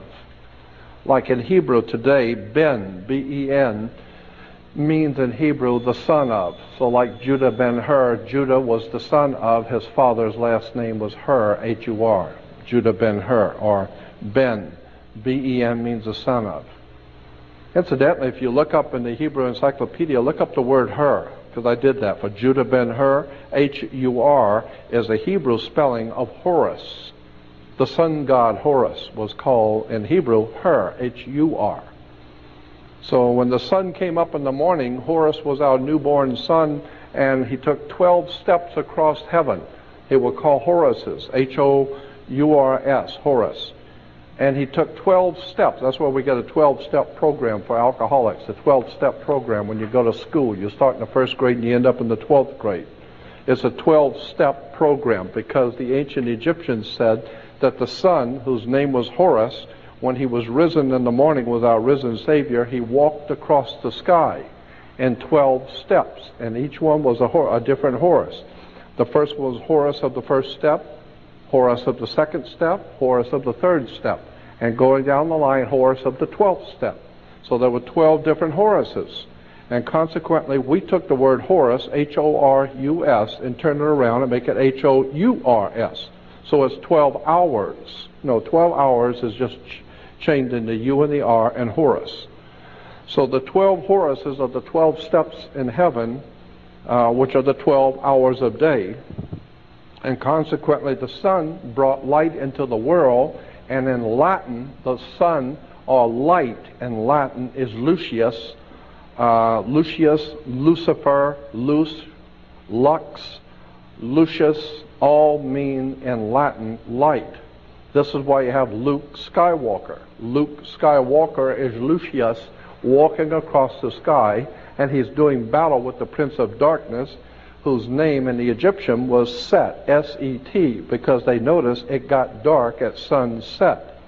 And consequently, God's Son was chasing that evil Prince of Darkness until he died at the 12th step, and then he's gone, and he leaves the world in the hands of the Prince of Darkness. And his name was Set. And of course, it does get dark at sunset. Now, keeping all that in mind, we have the law, the Mosaic law. Volcanoes are very important now in this in the Mosaic law. A lot of people don't know the connection between a volcano and the Mosaic law. Well, let me show you. Volcanoes, like any other impressive and fearful aspect of nature, volcanoes have been the object of worship for human beings in the earliest Stone Age. Yet the original Yahweh seems to have begun as a volcano god also. Mount Sinai, incidentally, the moon god in the old Phoenician Canaanite system, the moon god in Cana was called Sin, S-I-N. That was the name of the moon god. And in the ancient Phoenician Canaanite language, which we today call Hebrew, Hebrew is actually the Phoenician Canaanite language. The word for a mountain is Ai. And the ancient Phoenician Canaanite, Ai was a word for the mountain. So the mountain of the moon god was Sin, and the mountain is Ai. So they put it together and becomes Sinai. Mount Sinai is nothing more than the mountain of the moon god, which, I don't care. If you think that's holy, fine. But there's nothing holy in Israel. There ain't never been nothing holy in Israel. There's nothing holy in Rome. There's nothing holy in Salt Lake City. There's nothing holy in Rome. And there sure as hell is nothing holy in Mecca. All of this is a play on words and terms, and that's why you can call out to God, and all the nations of the world can call out to the divine to protect you and to protect your country, and there's no protection coming. God did not step in to save the Jews from Hitler, and it does not appear that God's doing anything to step in to save this country. Why? Because like Thomas Jefferson says, I fear for this country when I remember that God is just. Meaning that until you get yourself in line with truth, and until you've got just correctly understood the divine presence in the universe and what is truth, and until you do that, don't call out to God. And remember how in the book of Isaiah, when the scripture says, the scripture says in Isaiah, God saying to the people, when what you dread comes upon you as pregnant pains upon a pregnant woman, as pains of distress upon a pregnant woman, when what you dread comes upon you like pains of distress on a pregnant woman, do not call out to me to help you. Do not call out, because I will not be found.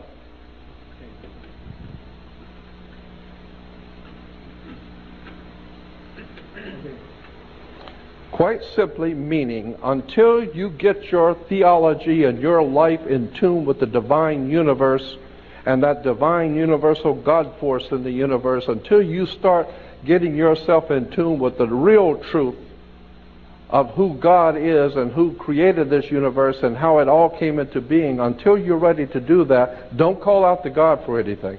Because God is going to do whatever He's going to do, but just make sure you don't get in the way, thinking that you're doing something wonderful, and come to find out, no, you're part of the problem. You haven't done your homework. And that's what I've been telling people for years. I'm not trying to criticize anybody. I'm telling you, do your homework. Because I am totally convinced that there is a very powerful divine presence in the universe that I myself refer to as God. I don't know what God is, but I know what He isn't. And consequently, I have a high respect for that divine presence in the universe, and I think we need to get in tune with it. Because that's the only thing that's going to save us. Our leaders are not leaders, they're misleaders. Yet the original Yahweh seems to have begun as a volcano god. Mount Sinai, where Moses encountered him, was the seat of a Midianite god who formerly had dwelt in the volcano. He was also identified, Yahweh was also identified with the local moon god Sin, after whom the mountain was named.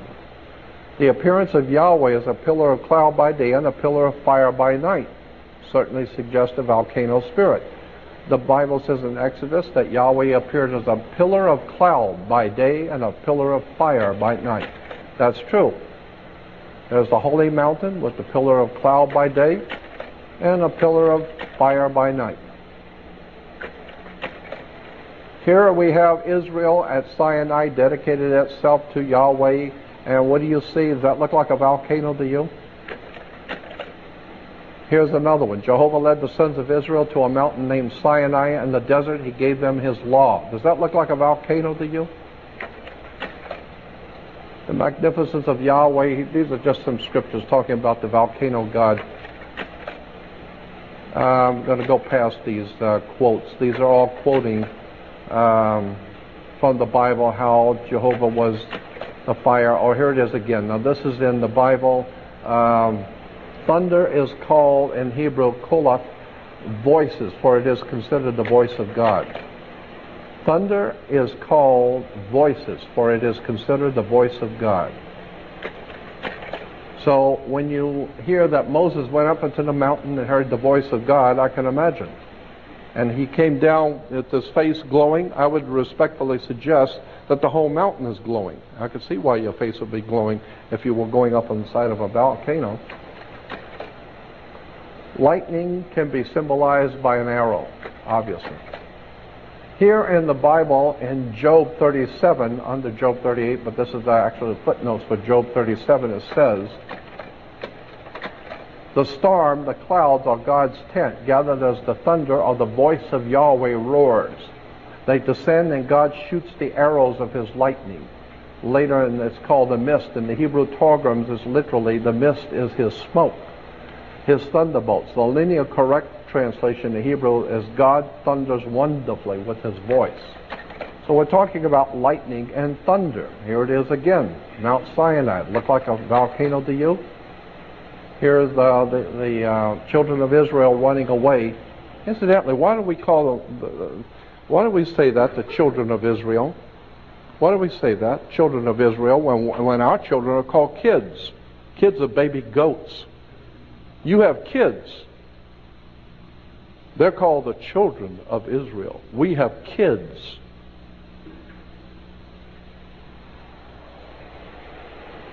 Mount Sinai, does that look like a volcano to you?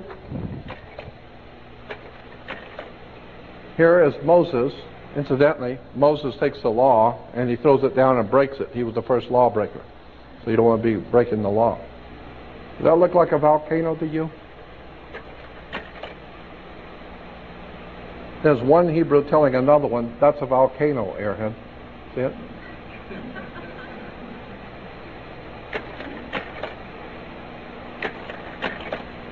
There's Moses up in the volcano.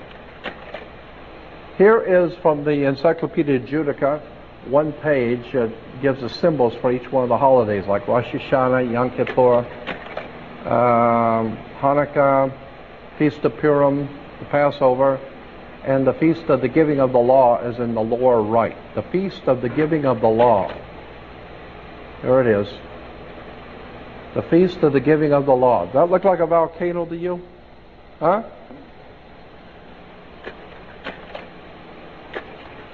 Now, here's part 2, and if you know where I'm going with this, don't comment. Let me go there. Because a lot of you will jump ahead and know where I'm going with this. The word volcano comes from the Latin volcano god Vulcan, or Vulcanus, derived from the old Cretan deity Vulcanus. Very important. The word volcano comes from the Latin volcano god Vulcan. Here is Vulcan, the volcano god, with his lightning bolts. Now, part 2. In the Hebrew tradition, you have something called the benediction. Now, the Pope, when he blesses, makes a sign of the cross. But in the Hebrew, the rabbis bless the congregation, which is called the benediction symbol. And so the benediction has been used, the benediction or the blessing. Here, the Pentateuch scroll crown with the hands raised in a priestly blessing. Here in downtown Los Angeles, you will see the Hebrew priest giving the priestly blessing. This is called, and here, indeed the Lord is high, and yet he looks upon the lowly, and you will see the priestly blessing. Again, the black robe for the planet Saturn and Yahweh connected to the volcano god Vulcan. This is why Mr. Spock is a Vulcan. The rabbi and Mr. Spock. It's all Jewish religion, Hollywood, sex, drugs, and rock and roll. And the Gentiles just love it. Can't get enough of Hollywood. Can't get enough of it. And that's why God has withheld his protection from our nation. This is why our country is now in the darkest period as has ever been, because we have given ourselves over to ignorance, stupidity, ill-informed religious philosophies, and have not come before God with a trite heart and wanting to know the full truth. Here we're told about the manna from heaven. I don't know if you've ever remember, Moses was leading the children of Israel to pick manna from heaven. They would find manna from heaven on the ground each morning, the scripture says. Here they are picking up the manna from heaven on the ground each morning. Here in Exodus 16:14, it says, "And when the dew that lay on the ground was gone up, behold, the face of the wilderness, there lay a small round thing, as small as hoarfrost on the ground." So now we know. And the next one in 15 says, "And when the children of Israel saw it, they said to each other, to one another, it is manna, for they did not know what it was." In Hebrew, manna simply means, what is it? I mean, they tried this stuff and said, God, what is this stuff? You know? So what is it? They don't know. Well, what is it in Hebrew is manna. So they call it manna. Well, what is manna? The manna from heaven was a small round thing, and it says when the dew that was on the ground, of course when the sun comes up, it evaporates, and behold, upon the face of the wilderness there lay a small round thing. Manna, meaning Hebrew, what is it? It had 7 characteristics from the old ancient world. Small, round, wafer-like, sweet, could be hard, can be melted, and it was obviously from heaven. Because when you ate the manna, you could talk to God. Well, now we found out manna was a small round thing, mushrooms. And here are the priest of Israel. Here's the Hebrew priest of Israel wearing a mushroom on his head. The mushroom headdress. I've often wondered, see, because the mushrooms were a hallucinogenic drug. And I've often wondered, is that why they call the priest high priest?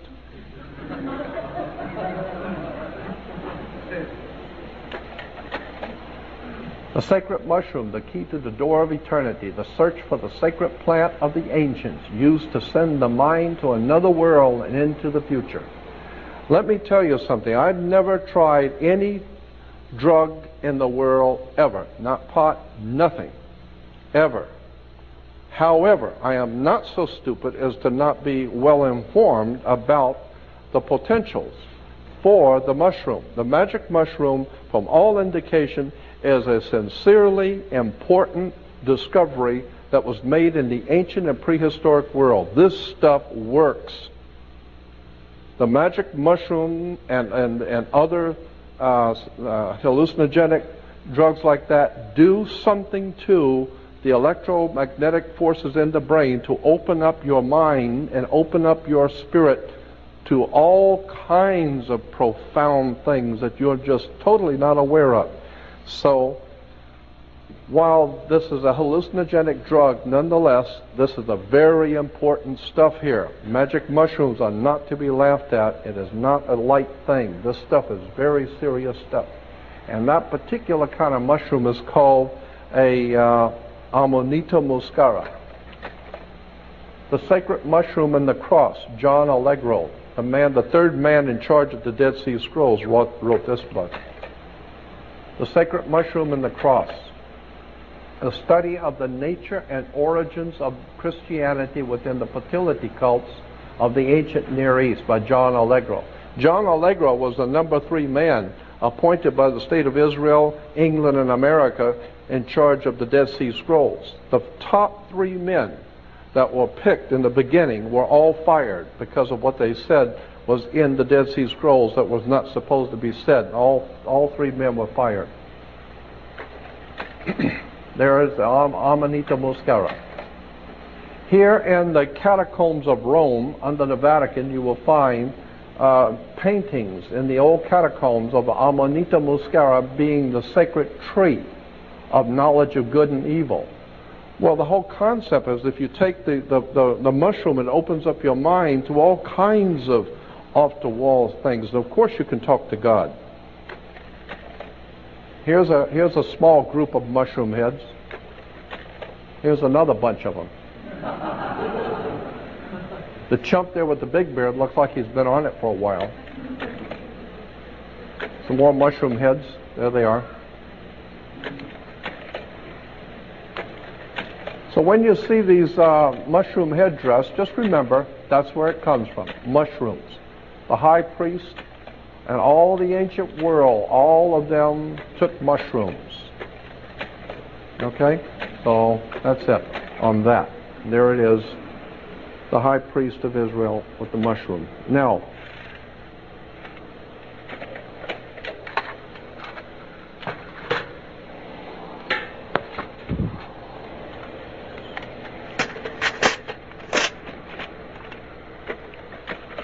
okay. Here you will see the headdress. The Pope's headdress is called the Pope's mitre.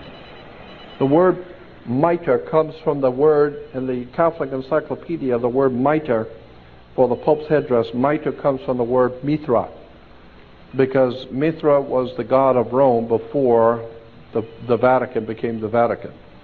Mithraism was the worship that was going on in the Roman Empire. Now, the headdress is called the Pope's mitre. A lot of people do not know where that headdress came from. It actually goes back to the Hebrew, because here is an old wood carving picture of Christ before Caiaphas, the Hebrew judge, and Jesus is being brought before Caiaphas. And you will see on Caiaphas the papal headdress. And incidentally, you'll see that moon in front of the headdress. That's the symbol of the moon god, Sin. This is why today you can still go to what is called a synagogue. Synagogue is the mountain of the moon god, Sin, Sin-Ai, or synagogue. But, again, the headdress is Hebrew. Why? Because, and this is very important, the ancient world believed that one of the gods, the most important god, was a fish god. And remember Amos and Andy with kingfish? Yeah, the fish god. This is why today even Christians still have fish on the car. It goes back to the old ancient Phoenician, Canaanite, Babylonian fish god, Dagon. Dagon, the fish god. Most Christians driving around with fish on their cars have no idea in the world why they got a fish with a symbol. It goes back to the fish god Dagon. This is in the old Assyrian system. He was called Anis, the fish god. The Assyrian again, Dagon, the chief god of the Philistines was Dagon, from which we get Dragon. Dagon, the fish god. You'll see he's wearing the fish on his head. Here are the priests of Dagon. This is why the Pope wears, you see, the fish head. The fish head of Dagon, the old pagan fish god of the Phoenician Canaanite, ancient Phoenician Canaanite, Assyrian, Babylonian, Sumerian worship of the fish god. So when you see the Pope, just remember that headdress is the worship of a very ancient pagan god. Here it is again, the fish head.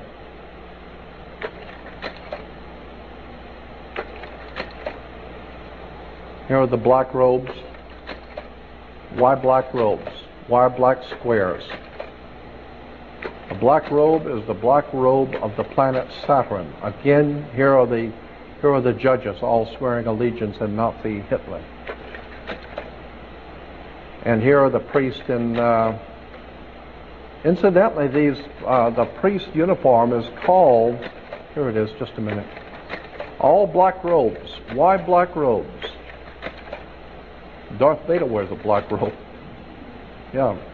Devil worshippers wear black robes. Ayatollah Khamenei wears a black robe. Yeah. Yeah, Omar Gaddafi wears one too. There they are. Some of the most bloodletting murderers the world has ever seen. The Order of the Garter. In England, you will see Churchill on the lower right.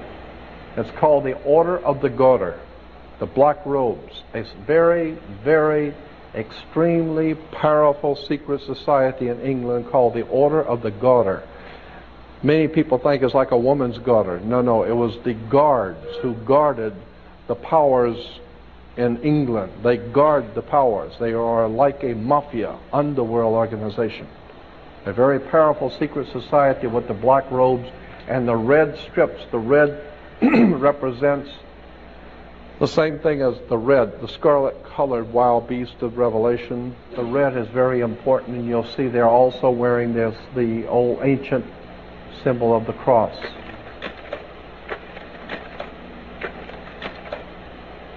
Yeah, Mussolini and the fascists, they also have black uniforms. This particular uniform, this particular robe the priest wears is called a Geneva robe. Geneva. The reason why it's called a Geneva robe is because the Vatican has dominated Europe for some 2,000 years, and Europe has dominated the world, and therefore international maritime admiralty law, the law of international banks, is based on Vatican canon law. This is why the Vatican has a Swiss guard. The Swiss guard the Pope. Why? Because it's symbolic. The Switzerland, which is the home of international banking, is guarding the Pope because he's the boss of all bosses. Michael Corleone goes to the Pope, right? Mafia bows before the Pope. International drug traders bow before the Pope. The Pope is probably one of the most fierce, diabolical people the world has ever known. I know. I was born and raised Catholic. I listened to my uncles who were federal judges. I listened to my Uncle Joe. I listened to the people I've read and studied for 42 years. The Vatican is a symbol of world criminal, world empire. And if the Protestants think that they have protested against Rome and gotten something cleaner and better, you've got another thing coming, because 99% of Protestantism came directly out of the Vatican Catholic Church, and neither one of them are worth a damn before God. Somebody had better start doing their homework and understanding that we have been misled away from the true and divine presence in the universe that men have called God. And I am totally committed to trying to help people to learn and see how these symbols have been foisted on us and we didn't even know it. You see, Heaven's Gate. Remember this idiot? Heaven's Gate. A gate is a door. I'll run through this very quick. A door or a gateway is an entrance to the realm of the dead. In the Shinto, they have the Heaven's Gate. And I'll run through this very quickly, but it's important.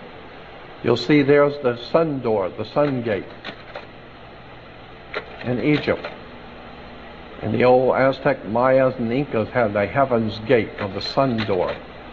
The universal belief that the sun door of immortality represented the monolithic gateway of the sun.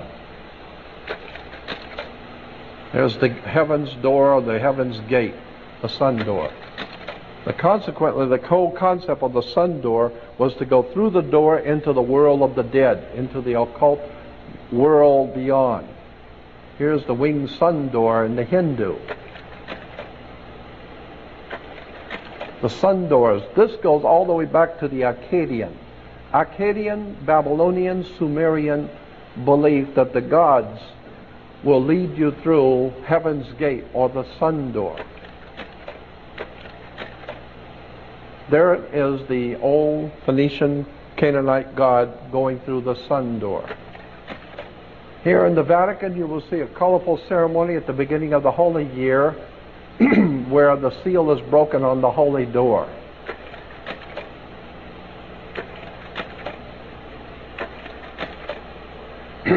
With only fewer than 880 days left before Pope John Paul opens the holy door for the Jubilee year of 2000. One of the most solemn events in the Church's calendar is the opening of the holy door. Here is the Pope going through the sun gate, the holy door. The Pope immediately after entering the Basilica through the holy door, the sun gate, the old Phoenician, Canaanite, Assyrian sun door. This stuff is as ancient and as pagan as it has ever been. And most people see this and have no idea. They think it's people see something like this on television. Oh, it's very holy. The only thing holy in Rome is the stories. They're full of holes. The concept is the whole thing is nothing but a story. And it has been misrepresented. And again, let me say, I am totally convinced that the New Testament is a profoundly important story, but it has been misrepresented by the people who are far smarter than we are. They have put all of this stuff together and they figured we'd never find out. Well, I've taken 42 years of my life to go through this material, and I haven't even scraped the surface. I could go on for weeks talking about this kind of thing. The point I'm making here is that we need to wake up and find out what these symbols mean. I think this is getting where, yeah, here it is, Rome. Rome in the 1st century. I don't know if you know this, but in the 1st century Rome's seat of power, where Caesar ruled from, was called Capitoline Hill. Capitoline Hill. And the temple of Juno Moneta was a part of Capitoline Hill. Juno Moneta, which is where we get Juneau, Alaska. Juno Moneta is where we get the word moneta, is where we get the word money. It's because this is where Caesar coined his money, in the temple of Juno Moneta, money.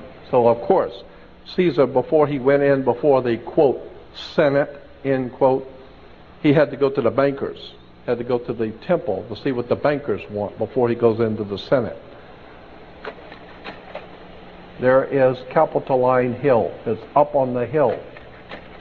We still say that today. The president's up on the hill. Not realizing when you see the president of the United States up on the hill, this is all Rome.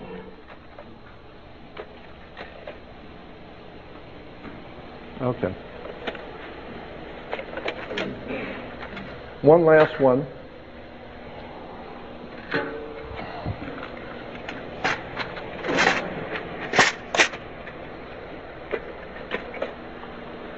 Yeah, domes. Domes are very important. The word dome comes from a Latin word domus. Domus gives us domesticated, dominate, Dominican Republic, domineering, domus. Domus meaning the presence of the divine. Domus. The presence of God, the presence of divine. Domus. And you'll find domes everywhere. Churches have domes. Religious buildings incorporate a dome. The Vatican, dome. St. Peter's, domus. Here we have from a publication showing Jesus giving the keys to Peter, the keys of heaven, the two keys. And you will see in the back the Vatican. Domus. So Jesus is giving the keys to Peter for him to rule through the domus. Now why is this important? It's because, in point of fact, the United States government has the same identical dome as the one in Vatican. Identical. It's because this government is dominated by international maritime admiralty law, the law of international banks. International maritime admiralty law is based on Vatican canon law. Vatican canon law is the law of banks and money. And consequently, that's why the Pope has a Swiss guard. Switzerland is the bankers of the world. Consequently, you need to understand what these symbols mean. Let's see if there's something else on here. No. Yeah, there it is, a mortarboard derived from a cap worn by Roman Catholic clergy. A mortarboard is now a symbol. The red square. Yeah, these are squares. Here's the Pope bowing before a mafia. Yeah, you got to ask yourself, how come the Pope has to bow to get the square on his head? You better check this out and figure out, why does the Pope have to bow to politicians?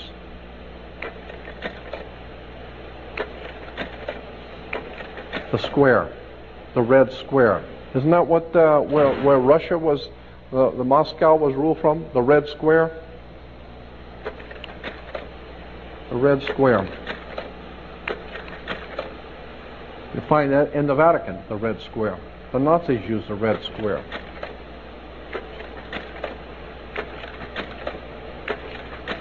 I mean, even Union Bank uses the red square.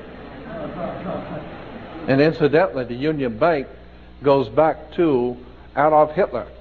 Adolf Hitler founded a bank with the gold he got from Jews. He founded a bank called the Reichsstadt All-German Union Bank. The Reichsstadt All-German Union Bank.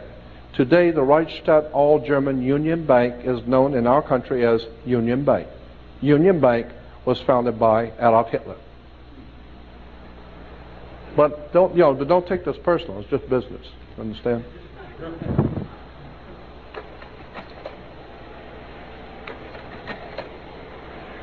Here is a red shield, Rothschild, and what do you see as a symbol of fascism? Fascism was an authoritarian political movement. The last sentence, it says, its name was derived from a fasces, a Roman symbol for authority consisting of a bundle of rods and an axe. Political life. In most cases, fascists have come to power after a nation has suffered an economic collapse, a military defeat, or some other disaster. The Fascist Party wins mass support by promising to revive the economy and restore national pride. Say it again? When? Right now. Okay. Political life under fascism. In most cases, fascists have come to power after a nation has suffered an economic collapse, a military defeat, or some other disaster. The Fascist Party wins mass support by promising to revive the economy and restore national pride. Where have we heard this crap before? The people running this country are nothing but the patsies for international fascist Nazism. They are fascist murderers all. And one day, there's going to come a time when the divine justice is going to be having its way on this earth, and people like George Bush and all of the other fascist, Nazi, underworld, mafiosi murderers are going to bite the dust. You can bet on it. God has watched the coming and going of Hitler's for thousands of years, and it hasn't impressed him a bit. And the people that are running this government today, they're on their way out too, very soon.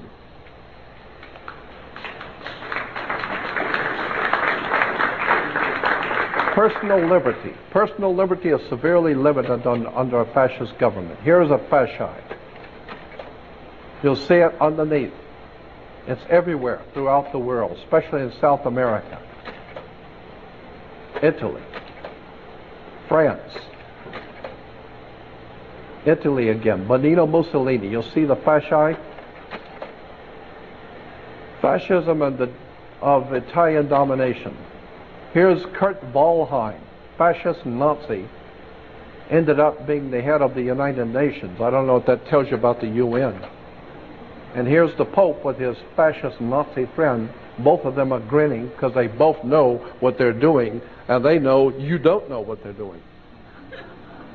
And that's why they're both smiling. I put the Pope in the same place with Adolf Hitler and the other fascist Nazis. I know. I've done 42 years of research on the Roman system of fascism, Nazism, and I can tell you the papacy is the bottom line if you want to talk about fascism. Why does the Pope wear a Jewish yarmulke? You ever thought about that? Where's the Jewish yarmulke? Why? Here at the Vatican, Cardinal Pacelli, who later became Pope Pius XII, he signs a concordance. Eugenio Pacelli, now Vatican Secretary of State, presides over the signing of a concordat between Germany and the Vatican in 1933. The Vatican signed contracts with the Nazis. There were two of them. They were called concordances. Now, how many people know that? The Pope signs contracts with Adolf Hitler. Here's Benito Mussolini in the Vatican signing contracts with the Vatican.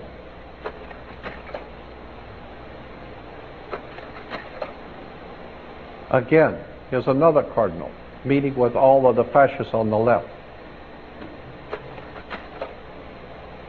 Here are the priests hailing Hitler. Here's Pacelli. Now here's the Cardinal Nuncio, Papal Nuncio in Germany, talking to Adolf Hitler. Again, the fasci. Here it is on American coins, the fasci. Here it is in Rome. Take a good look at the fasci on that symbol. Here it is in America. Here it is on the American dime.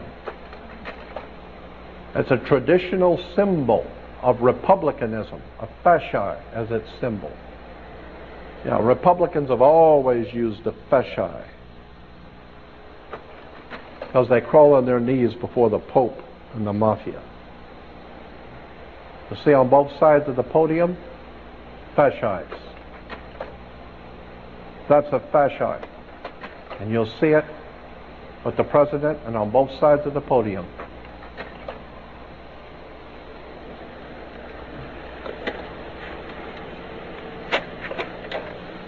We can have the lights now.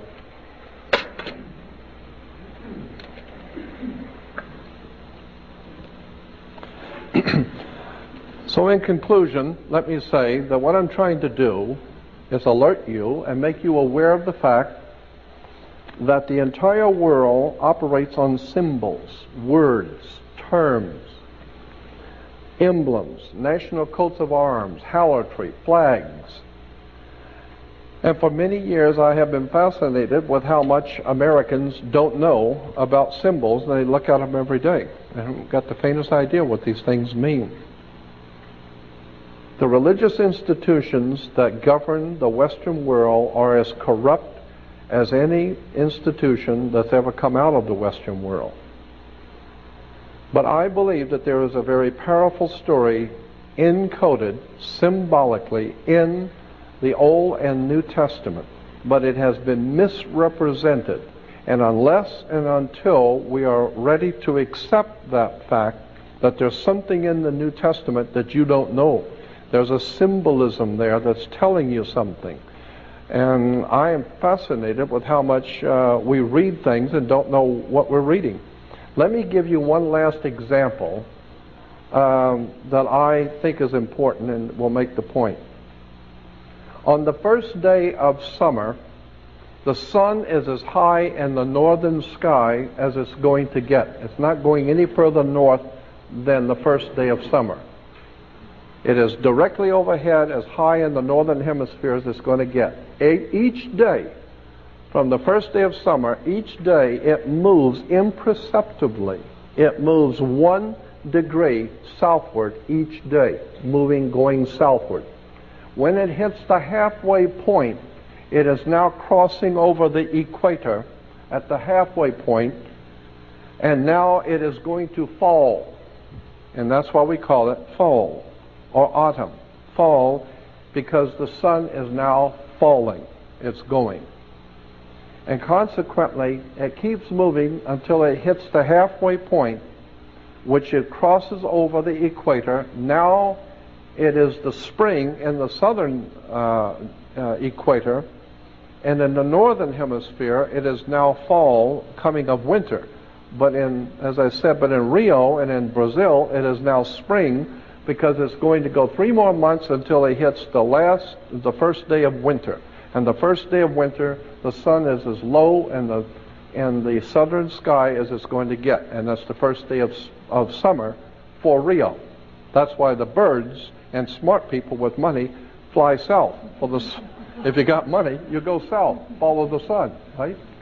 So consequently, the sun, which was doing just fine, it was really hot and doing great, and then when it reached the halfway point, the constellation that it hits every fall is the constellation of Scorpio. Scorpio is the constellation that begins autumn, and therefore it's this kiss of death. The scorpion has kissed God's son, and now he's going to be led to his death in Capricorn. He's going to die. He is fallen. The great Son of God is fallen, and he's going to fall all the way down to the southern hemisphere until it hits the first day of winter, which is December 22nd. Yes. On December 22nd, the sun rises on the lowest latitude, on the lowest point in the southern sky. Now follow what I'm saying. The sun rises on the lowest degree on the 22nd. On the 23rd, the sun rises on the same identical degree. It's so perceptive. The U.S. Navy has the instruments to tell you it did not move 1 degree south, it did not move 1 degree north. It's on the same identical degree. On the 24th, it rises, and it's still on the same identical degree. Therefore, the ancient Egyptians knew that, and they said God's son was dead for 3 days. But on the fourth day, which is December 25th, United States Navy devices will tell you that the sun moved 1 degree northward. 1 small degree northward. It's just enough, because the ancient people said anything that was dead for 3 days and has just moved 1 degree northward is born again. It's come back to life. Now it is on its way back to the northern hemisphere. And consequently, when it gets to the next quarter point, which is spring, and at spring it crosses back over the equator, on its way back to, coming back to full grown and full into the northern hemisphere. Consequently, when you die today, we say the same thing the ancient Egyptians said. When someone dies, we say, grandmother passed last night, grandfather passed away, or uncle passed on. Always the word associated with death in the ancient world was passed. You passed last night. Grandmother passed on. But in the Egyptian, they said that when you died, you left from one world and went into another world. So you passed over into a next world. So when you died, they said, grandfather passed over last night. And I've even heard that term, grandmother passed over last night. Why? Because the sun, which was brilliant in the summer, it hit at halfway point, it crossed over the equator, so it passed over the equator going to the full summer in the southern hemisphere. In the spring, it's coming back and it passes over the equator again, coming back. And in the ancient world, there was a celebration in the northern hemisphere because the sun, which was dead in winter, has been reborn on December 25th and has now come back to life. And they called it the Passover. So that the Passover is nothing more than the sun passing over the equator. The Passover. Okay? So consequently, when you're, it's a very holy, the Passover. What are you talking about? Sun worship, airhead. Wake up. That's all it is. It's just worship of the sun passing over. And so consequently, the Passover happens on the first week of spring. Well, isn't that strange? That it would happen in the first week of spring. Now, of course, Christians would not want to have anything to do with this because this is the Jewish celebration of the Passover. So Christians wouldn't have anything to do with that. But we're still going to be worshiping the sun, but let's say that instead of the Passover, let's say that God's Son is, say, resurrected. Let's say he's resurrected and has come back to life. Well, the Son has been resurrected, has passed over. And so Christians go out on the first day of Easter, Ishtar, and have an Easter sunrise service. Why? Because that's all it is sun worship. You're worshiping the sun on a sunrise service because the sun has passed over, and the Jews call it Passover, Christians call it resurrection. Wake up, it's just sun worship. And until such time as you understand that God does not have anything to do with ignorance, it has nothing to do with the pagantry and all the crap that we have been fed by government, religion, politics, church, and all of it. It's all manipulation. What we need to understand is that there is a divine presence in the universe that demands justice and demands intelligence. And that's what I'm here to do, to help people to understand, to get back in tune with the divine nature of the universe. And I believe that that's going to be required very soon, because when all the systems break down and the Christians for the first time begin to think about it, where is Jesus? I would have thought he would be back by now. You need to understand that there's a very powerful story in the New Testament that is telling us what God's thoughts are. But you need to understand it is symbolic, and there's a powerful story there. And one day, if I am invited back, I will do nothing more than for 4 hours do a whole theological discussion about the New Testament and the real story that's encoded in the New Testament, because I believe it's a very powerful story, but it's not the one you think it is. So consequently, my last comments are, I do not wish to offend, I wish to educate, because I believe that's what the divine presence in the universe would want, is truth. Know the truth and it will set you free. And I want to thank you.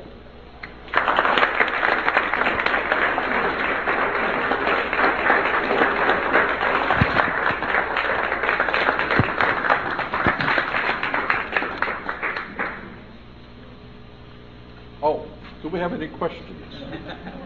And of course we do. Okay, let me get my mic.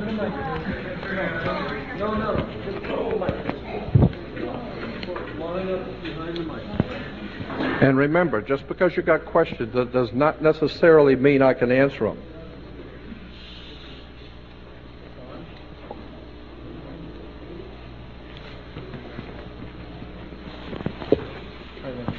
Oh, thank you. Thank you. Jordan, you've answered two very important questions tonight. I now know what who Ohm refers to, OMM, in the movie THX 1138, who George Lucas very cleverly put in as the god of that whole society that they talked to and who they addressed. And I also now understand why there was a dome in the original Daystar story. And I now know why that was not allowed to ever make it to the screen. And you told me it probably wasn't ready. There was something missing. I now know what the dome means. And here I put it in there. I didn't even know what it meant. Right. Thank you. Now I want to ask you, till the day star shines. Yes. Can you talk a little bit about what Peter meant when he wrote that? Till the day star rises in your heart. Peter said to continue until the day star rises in your heart. The word day star, Lucifer. Lucifer is the day star. Lucifer is nothing more than the planet Venus. Go look it up in Encyclopedia Britannica. Lucifer is Venus. And Lucifer, being Venus, was the light bringer. And the ancient Roman religion, that's actually based on the ancient Egyptian, just in the morning, the early morning, the priest in the city of On and all the ancient priests who were sun worshippers would go out at 4 o'clock in the morning, 3:30 to 4, and face the east, and when they would see the planet Venus rising, it's a beautiful, if you've ever been up at 4 o'clock in the morning to see Venus, it's magnificent. It's a beautiful, bright sky and the light in the sky. And the ancient peoples realized that when you see that star rising, the sun is right behind it. So it announced the coming of the sun. So it was a beautiful announcer, for the sun was coming. And so it was called Lucifer. Lucifer was the bringer of the dawn, the bringer of the light. And it's called the day star.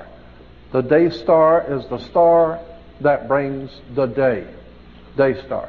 Lucifer is nothing more than the planet Venus. Period.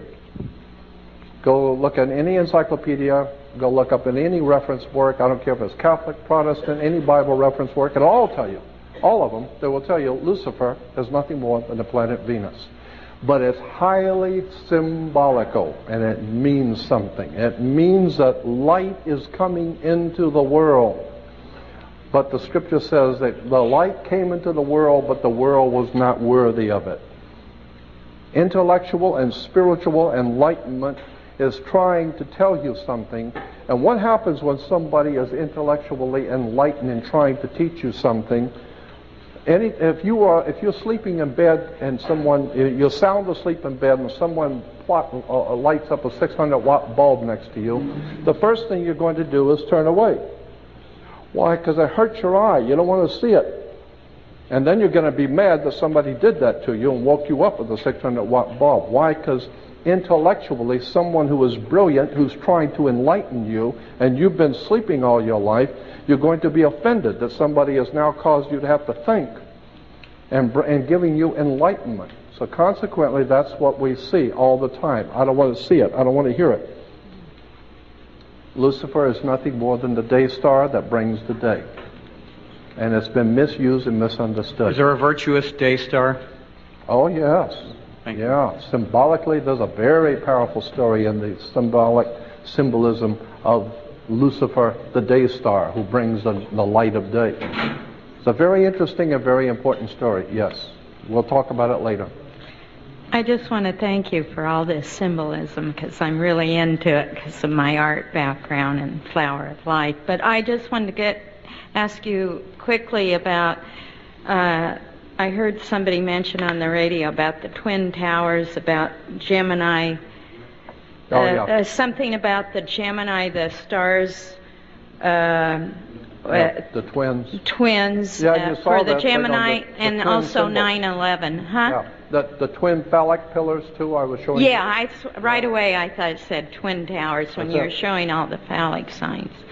But I wanted to know if you could add anything on to that, and also the 9/11. Yes, I will say this, that we today in the Christian West believe that astrology is all of the devil, and actually the word devil is nothing more than the D put in front of the word evil. You write evil and put a D in front of it, it becomes devil. Devil, evil, and God is actually taking one of the O's out of good, and it becomes God. God is good and devil is evil. It's just use of words.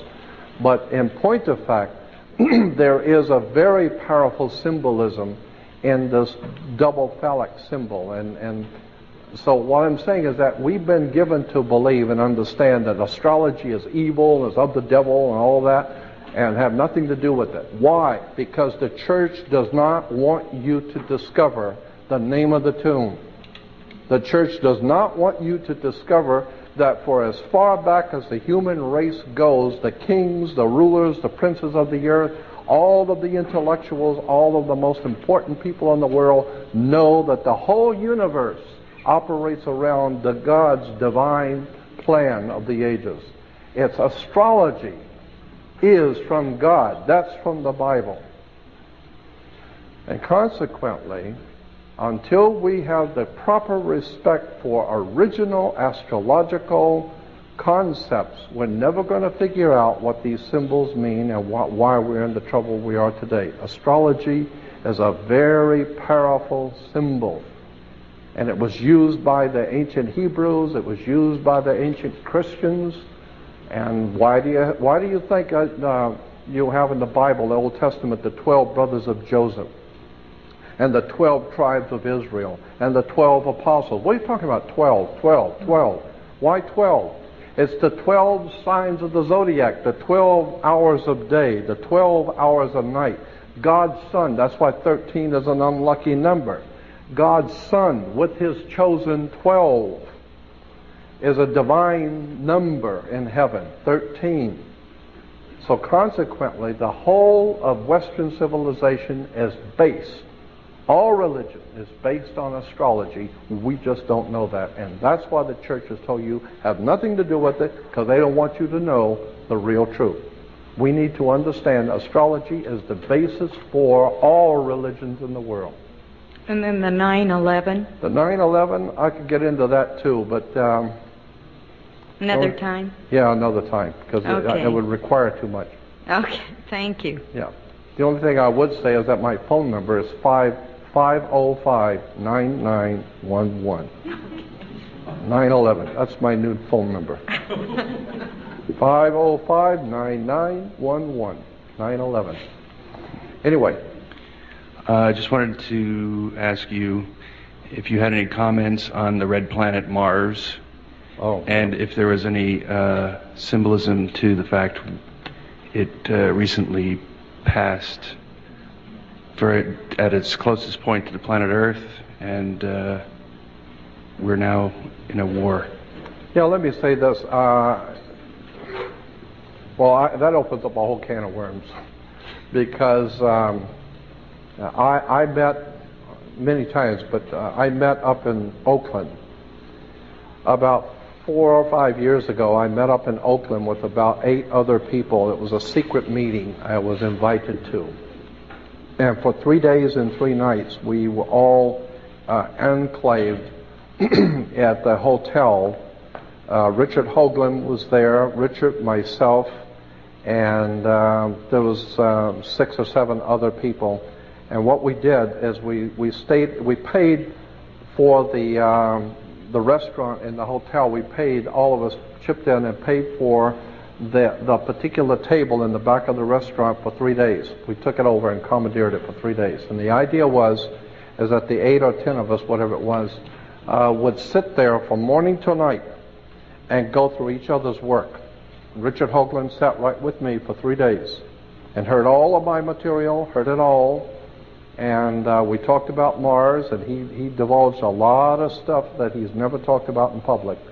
And that was a very fascinating time. Incidentally, he went on Art Bell and was talking about all the Masonic symbolism at NASA and all that stuff, and that was my stuff.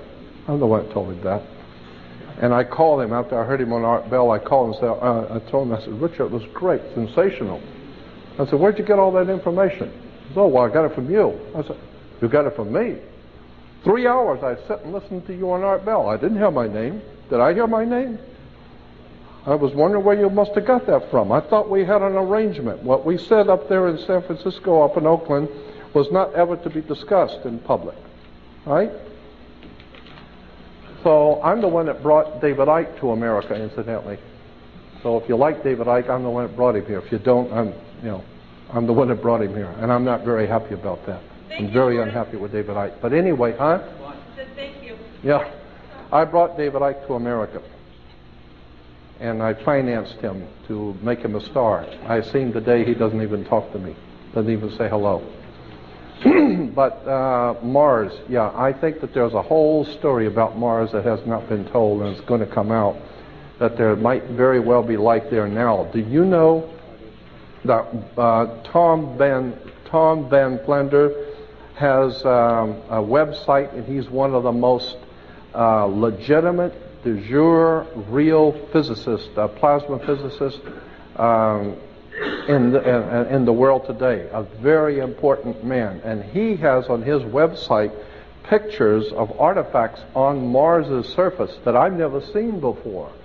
He's got pictures, actual zoomed in pictures. And you got to remember, Tom Van Flanders is a very important man in the world of science today, and he's got pictures of cylinders on the face of Mars going into the Earth. I mean, into Mars and coming out. They're like a subway system, and it's like plastic or glass, and you can see the wrappings around, some kind of material wrapped around these cylinders. They must be huge, but they come out of the surface of Mars and go back in. They go behind huge mountains and come back out and go back down again. It looks like a subway system. And when you look at this thing, you tell, what the hell is a subway system doing on Mars? And in this article, he's saying that there are many things that NASA has known that's on Mars that they haven't told you yet. Subway systems. And this is very highly technical, the way he explained it. To be able to do what whoever this was that did it, to be able to build around mountains and sweep down into the ground, come back out over here, go around the mountain over here and come back in. Who knows how to build subway systems like that? And you can see through them. You can actually see through them. So they're either plastic or glass or plexiglass or something. I think that there's a lot more going on the planet Mars right now, and there may even be a civilization there now watching us. Maybe that's where we came from originally. I mean, I've sat with I sent Zachariah Sitchin around the world, I think 6, 7 times. I sent him to Egypt, I sent him to Mazatlan, I sent him to Turkey, I sent him to Israel, I sent him to Egypt. I sent Zachariah to 7 countries of the world. I did it personally. I sent him.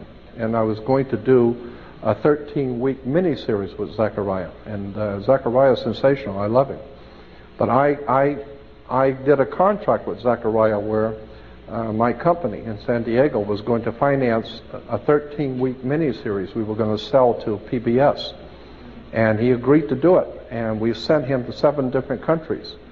And then the poor mentally deranged moron that I was working with that held the checkbook decided one halfway through the project that she didn't want to finance it anymore. She didn't want to do it anymore. That's it. And I had to call Zechariah and tell him, Zechariah, you're not going to believe this. This woman has pulled out on us at the last minute. She's got the money, but she just decided she didn't want to do it anymore. And of course, my feeling is Zechariah Sitchin, he doesn't care. I mean, hell, I sent him around seven countries of the world and sent him to all the best hotels and financed him and sent him all over the earth. Hey, if you got any other brilliant ideas, give me a call. I mean, he wasn't offended. But there's all kinds of people that I have been in contact with for many, many years behind the scenes that I've never told anyone. And 12 years ago, I produced a video called Matrix, Matrix of Power. And I got all kinds of phone calls from Hollywood stars, from all kinds of motion picture people, talking to me, oh man, a sensational idea of a Matrix, a Matrix of Power. And then, of course, they come out with a movie called Matrix. So I've been on the cutting edge of this stuff for many years, and I have Goldie Hawn and Kurt Russell used to get my stuff out in Santa Monica at the Mandela Books, and some of the stuff that was in my old basic slide presentation ended up in one of the movies called Stargate. I've been supplying Hollywood, and I know I've been doing it because I get phone calls from big-name movie stars saying, oh, that was sensational. Well, we ought to make a movie on that. And then a year or two later, there's a movie on it. And so last time I got a very important movie star called me and said, oh, man, your stuff is sensational. I love it. Got all of your tapes. And I said, do you really like it that much? Oh, yes, sensational. I said, did you ever send me a check? You ever thought about cutting me a check? Oh, no, well, no, there's no problem. We'll do that. Yeah, I'll get around to that. No, I've never received a dime from anyone. Not even a thank you.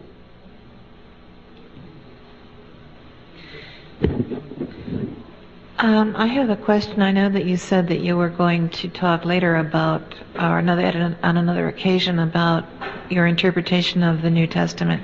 Hopefully, I will. Well, hopefully you will, yes. But what about the avatar stories from around the world? The ancient Krishna and Rama and Osiris stories and so forth. I also, years ago, heard someone talk about the incident in the New Testament in which Lazarus is described as rising, and showing that the exact same story occurs in ancient Egyptian mythology, where Bethany is Betanu and Lazarus, I believe, is Lazareu. I mean, it's exactly the same story. The names are changed just ever so slightly. So there are obviously these correspondences through time and yes, different places, but what do you think about the fundamental concept of the avatar phenomenon? I think that Manly P. Hall said it best. He explained that whole thing in a lecture once, where there seems to be a divine mandate in heaven that in all periods of darkness, when there seems to be darkness encroaching on the human family, that the spirit of the universe calls out individual people and your spirit is moved to do something to help your fellow man, to be a teacher. And so there have always been teachers who have been called in the last and final parts of a dark time on the earth, where the universe puts it into certain people's hearts to be like an avatar, to be like a teacher.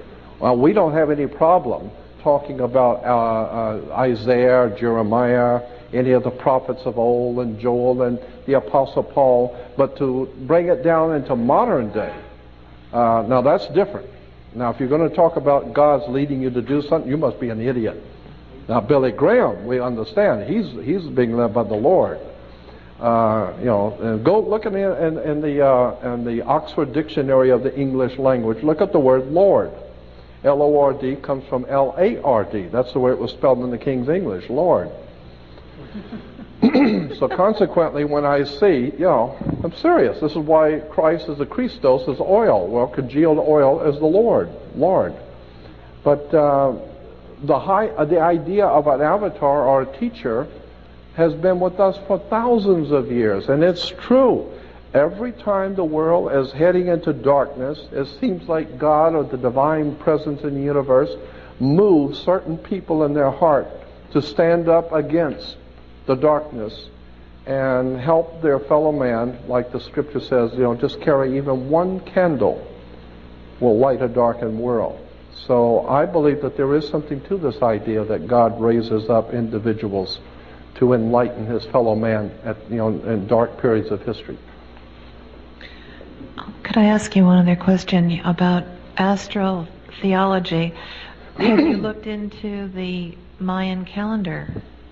What do you think about that? Well, I think the Mayans and the Aztecs and the Incas and the Toltec and all of those ancient people, I think South America and Central America is just cram-filled with interesting ancient stuff. And we tend to feel that the Egyptians and the people from that area of Africa and in Europe somehow or another got over here to South America because we still have the same pyramids and the same symbolism. We find the same symbolism in Central and South America we find in the Middle East. And so obviously they came from the Middle East and Egypt and Africa across to South and Central America. I'm saying, maybe not. Maybe it started in Central America and South America and went to that way. Why do you, and I am totally convinced in my own mind that the most ancient cultures on the face of the earth, as in South America and Central America, probably 100,000 years old or more, in Peru and Brazil and that whole area of the world, I think is just replete with ancient stuff that far, far exceeds anything Egypt ever did. So I'm seeing that there's a whole world of questions that we've never been allowed to ask. I think that Central and South America is the epitome of ancient civilizations. I don't even know, I don't think that the ancient Mayas and the Aztecs and those people, those are the ones we know of. I think that there were some very old ones, like Earth Base 1. Earth Base 1 is in the Andes. It's as high up in the Andes as you can get. And it is it's so high up that people going there today can hardly breathe. Even mountain climbers say it's very difficult to breathe. It's so high up, and yet the stones are like 100 tons, 300-ton stones, and they're all cut flawlessly and pieced together. And I'm thinking, wait a minute, who moves 200-ton stones in air that even the best mountain climbers can hardly catch their breath? And there's no way to plant food up there. You don't plant anything up at that height. So how did these people feed themselves and move 200 and 300-ton stones? And not one, from all over. They're just huge temples built with these stones. And I'm saying somebody better start looking at this. I'll tell you what I think really happened. I think that we are a creation of someone else. I think that's what happened. I think somebody came here a long time ago and created us. No. And they're still with us. Where is Earth Base 1 that you refer to? It's I'm not sure. I think it was Ecuador, but I'm not sure. But I'll tell you where you can find it. Why don't you just look for it? It's just called Earth Base 1. You can look for it in reference works. And on the web, they got a lot of material on Earth Base 1. They call it Earth Base 1 because it seems to be the oldest city on the earth. Incidentally, they say Jericho was the oldest city. No, Jericho is not the oldest city in the world. Heaven. Earth Base 1, now that's old. You know the story about the walls come tumbling down from Jericho? There's only one problem with that story. Jericho never had any walls. You know, I don't know how the walls could fall down from Jericho when they never had any walls. But we don't let things like that bother us. But what I was referring to about the Mayan calendar, 2012, I mean, do you think... 2012, I know. I don't know what that's going to bring, but I got a feeling something is very big is going to happen in 2010 to 2012. We're already in the age of the fifth sun now? I think that's what they call it. All of that kind of stuff, I think, is very, very legitimate. I'm not a world's foremost authority on it, but I know enough about it to know it's very legitimate. Yes. Hold on a second. They want to do a quick tape change. Okay. So then I got my 2 questions. I'll drink to that. Okay.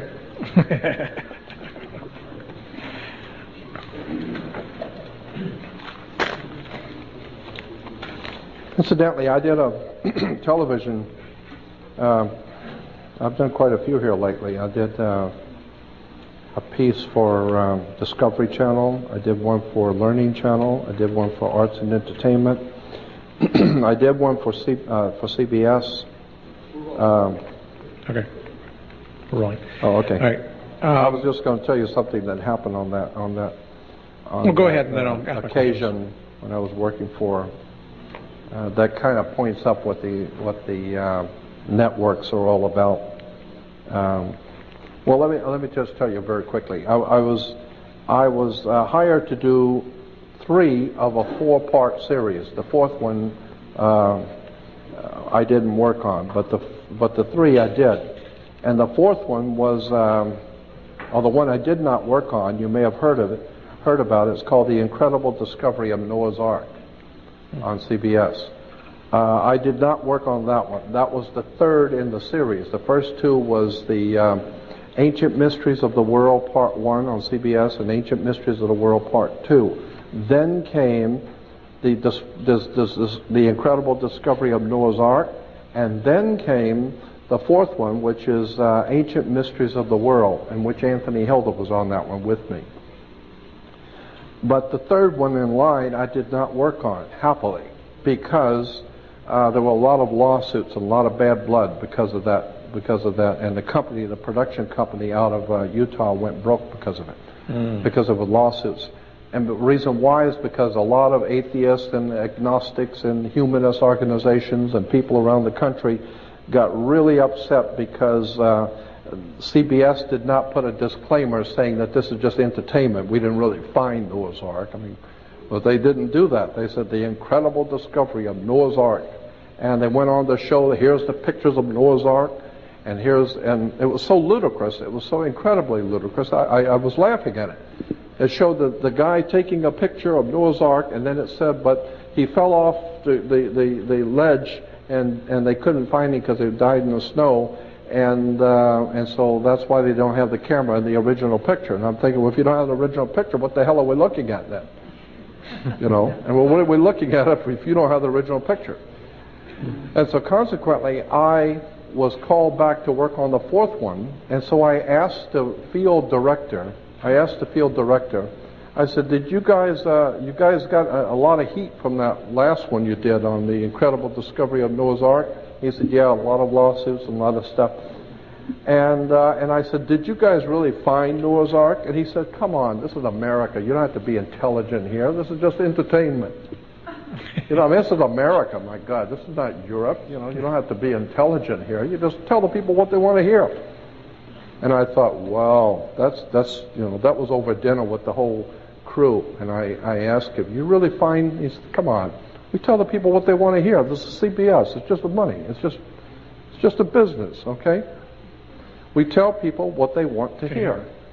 So that tells you something about CBS and the rest of them. Well, it's Hollywood. Touche. So what's your question? Okay. My old friend, my good friend.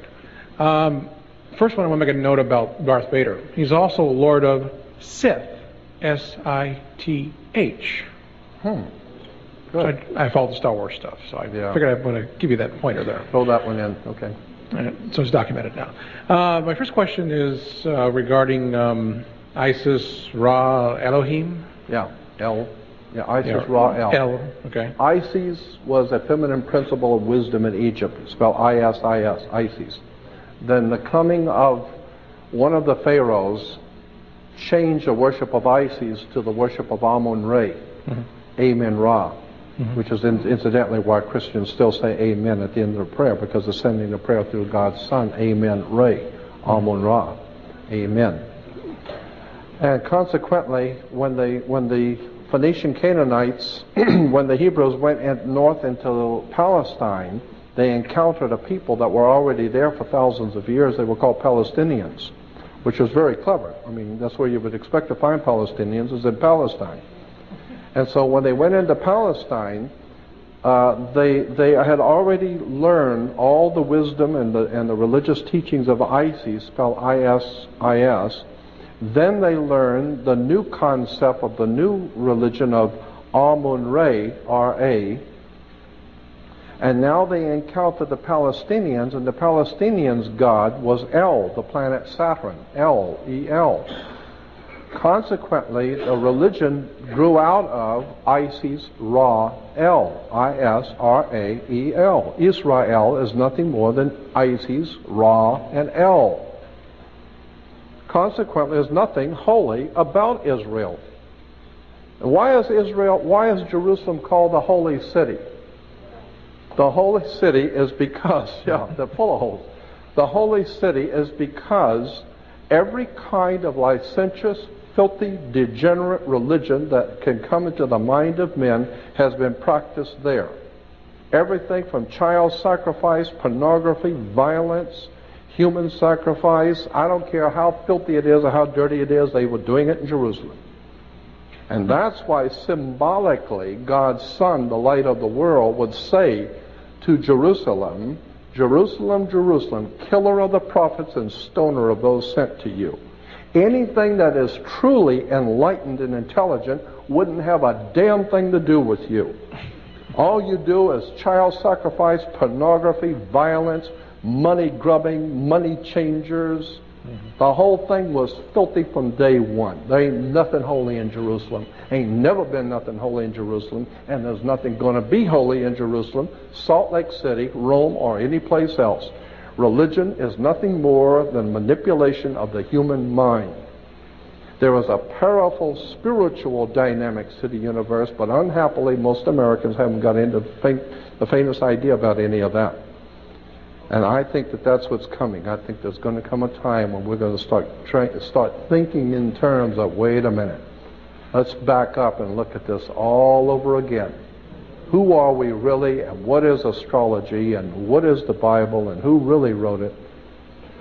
And that's what I'm hoping to do, to be able to enlighten people that there's something else going on we haven't been told. Yes, what else? And the final thing is, a friend of mine wanted me to ask you, where does the Jesus, the oil Christ story actually fit then? What is or who is Jesus Christ to you, or is your understanding of these things? Well, Christ is merely oil, and oil was used to anoint kings and princes, and all of the ancient world. All the ancient world always anointed their kings and rulers and princes with oil. They poured it in the head of the kings and princes, and therefore you were anointed.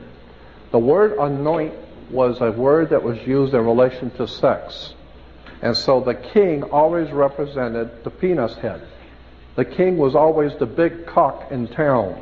He was the major penis head. He was the major man. He represented the male fertility. And all the women belonged to him. He was the king. So he represented the male phallic.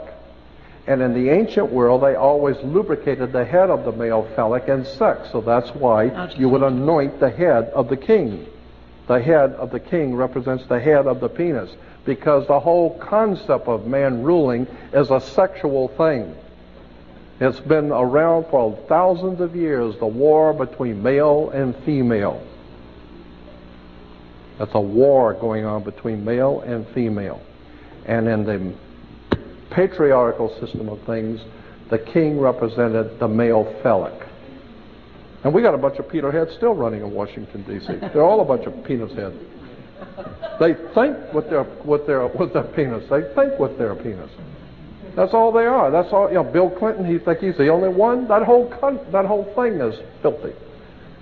It's nothing more than sex and power. We're talking about mafia, sex, drugs, entertainment, buying and selling. Anyway. Hello, Jordan. I hope I don't offend anyone. That was great, and my name being Christopher, which involves the Christos or Bless the Christopher, you, yes, carrier of Christ or whatever. I've had to go with that my entire life. I think it's a wonderful name. I think it's a wonderful name. It made me think there when you were talking about it, how, oil, of course, to the ancient world was also things that kept an artificial light going in the darkness. Exactly. So that's probably where that applies. I had seen you before talking about the water carrier, the bringer of water, like in the Last Testament. Aquarius. Yeah. Right. Yeah. Could you talk a little bit about the symbology there as it applies astrologically now that we're going from the Piscean into the Aquarian? And Luke 10:22, in the book of Luke, Jesus is saying to his chosen 12, this is a symbolic story, and Jesus is saying to his chosen 12, they ask him, where are we to go now that we are going to celebrate the last Passover? Where are we to go? And he says, go into the city and you will see a man carrying a water pitcher. Go into the house of the man with the water pitcher. Well, anybody who has ever read anything about astrology knows that the house of the man with the water pitcher is the house of Aquarius. So every 2,000 years, and everyone has a different calculation. The Chinese say it's 2,150 years. The Egyptians said it was 2,125 years. The Sumerians said it was 2,100 and something years. So everybody's got a different calculation. That's why Jesus said, no man knows the day or the hour, only the Father who knows. But every 2,000 years, the sun enters a new constellation of the zodiac at the equator. If you go to the equator and stand right on the equator and look east, and when the sun rises, you will see a constellation of the zodiac. And for 2,100 years, the sun rises on that constellation. But you will see it at the beginning, it's over here. And for 2,100 years, the constellation keeps moving until it hits a point over here, and now it's leaving. And now the next constellation is coming in. So every 2,100 so years, the next constellation moves in. So God's Son is our risen Savior. He rises in the next constellation of one of his chosen 12. And so in Luke 10:22, he says, go into the house of the man with the water pitcher. What we're talking about is Jesus was the great fisherman, represented by the fish, because it's Pisces. We've been living in the age of Pisces for 2,000 years. So when we hear people today saying we're living in the end times, the last days, we are living in the end times, last days of Pisces. And before Pisces, go backwards. This is the way you do it. You go backwards in the zodiac, not forward. What was the constellation 2,000 years before Jesus? Was the Aries, the ram. That's why the Jews blow the ram's horn. The shofar is when the sun would come up, they would blow the ram's horn, because it's the 2,000 years of Aries, the ram, God's son in the age of the ram. And that was, and then of course Moses inaugurated the 2,000 years of Aries, the ram, that blow the ram's horn. And that's why when Moses comes back down from the mountain, he sees the children of Israel worshiping a golden calf. Golden, the sun. Calf, Taurus, the bull. The Taurus, the bull, golden calf. Consequently, the Jews were into astrology. And they realized that every 2,100 years, the Son, the Redeemer, our risen Savior, will come back into his kingdom. And now we're waiting for God's kingdom to come and his will to be done on the earth as it is in heaven. Meaning that we're waiting for the sun to rise on a new dawn, a dawning of a new era, in which mankind will now step into the age of Aquarius for the next 2,000 years of human existence. The Bible is replete with this stuff, and all you got to do is spend hours and days and weeks at the seminars and the seminaries and talk with the rabbis, and they all tell you, of course, that's what it's all about. I had one of the highest ranking rabbis in America. I'm not going to give you his name because people will see this, and I don't want them calling him. But he's back in Massachusetts. He's probably gone now. This is many years ago. But we used to talk about this. He was a head of a very powerful rabbinical association. And I used to ask him, I said, Rabbi, tell me the truth. Was there an Abraham, Isaac, and Jacob? I mean, did these people actually live? And he said to me, look it, you've got Isis, Osiris, Horus. You've got Brahma, Vishnu, Shiva. You've got Father, Son, and Holy Ghost. Hey, we're Jews. We've got to have something too, right? Everybody's got to have a triune God. Brahma, Vishnu, Shiva, Osiris, Horus, Isis, Father, Son, Holy Ghost. So we got to have something. Okay, so we got Abraham, Isaac, and Jacob. How do you like that? Well, was there an Abraham, Isaac, and Jacob? I don't know. Was it an Osiris, Isis, and Horus? No. Well, it's just a story. There was no Abraham, Isaac, and Jacob. There was no Abraham. Abraham, the Jewish reference works will tell you, was Abram. Abram. Abram. Ab, A-B, in the ancient Hebrew meant father, and Ram was the ram, Aries the ram. He was your father for 2,000 years. He was your father. Abram. Abraham, Isaac, and Jacob is nothing more than the triune God. And the triune God is nothing more than the sun in the rising, the sun at 12 noon, and the sun in the evening. The newborn, the full-grown, and the man that dies. The triune God. And that's why it's still the sun. It's the sun in the morning, it's the sun at high noon, and it's the sun at night. So it's still the same God. It's three persons in one God. Yeah, the one God is the sun, and there's 3 points in his life. So consequently, this is a fascinating material when you start talking to the rabbis and doing the research and you find out, my God, how long have you known this? You know, have you known this all your life? Yeah. And I said to him, why don't you tell other people this? And this is fascinating stuff. And he said, look, what do you want me to do? I got to go out and get a job? Come on.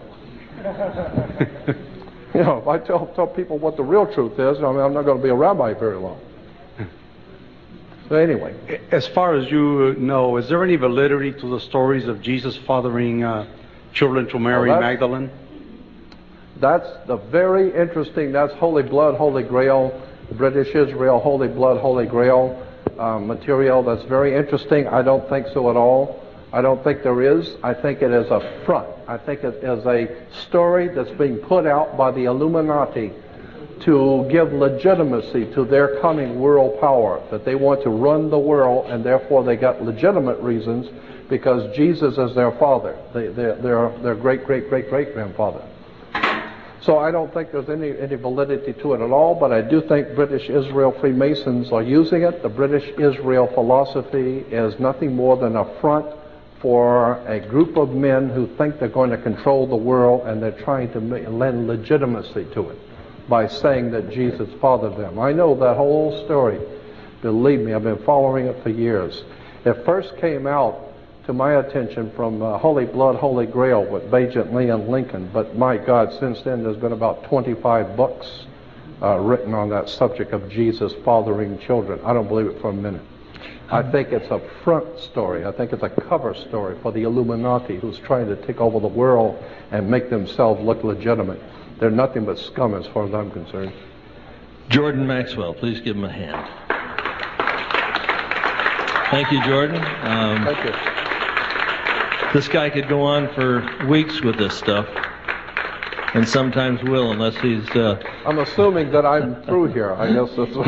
Yeah, we've just given you the hook here, kid. Listen, thank you for showing up on Rose Bowl night. Thank you, Wendy, for carrying on. The Joan of Arc, when the country is at risk. If it wasn't for her, we wouldn't be here tonight. Give Wendy a hand, please. God bless. And Happy New Year to you all. And good night. And good night.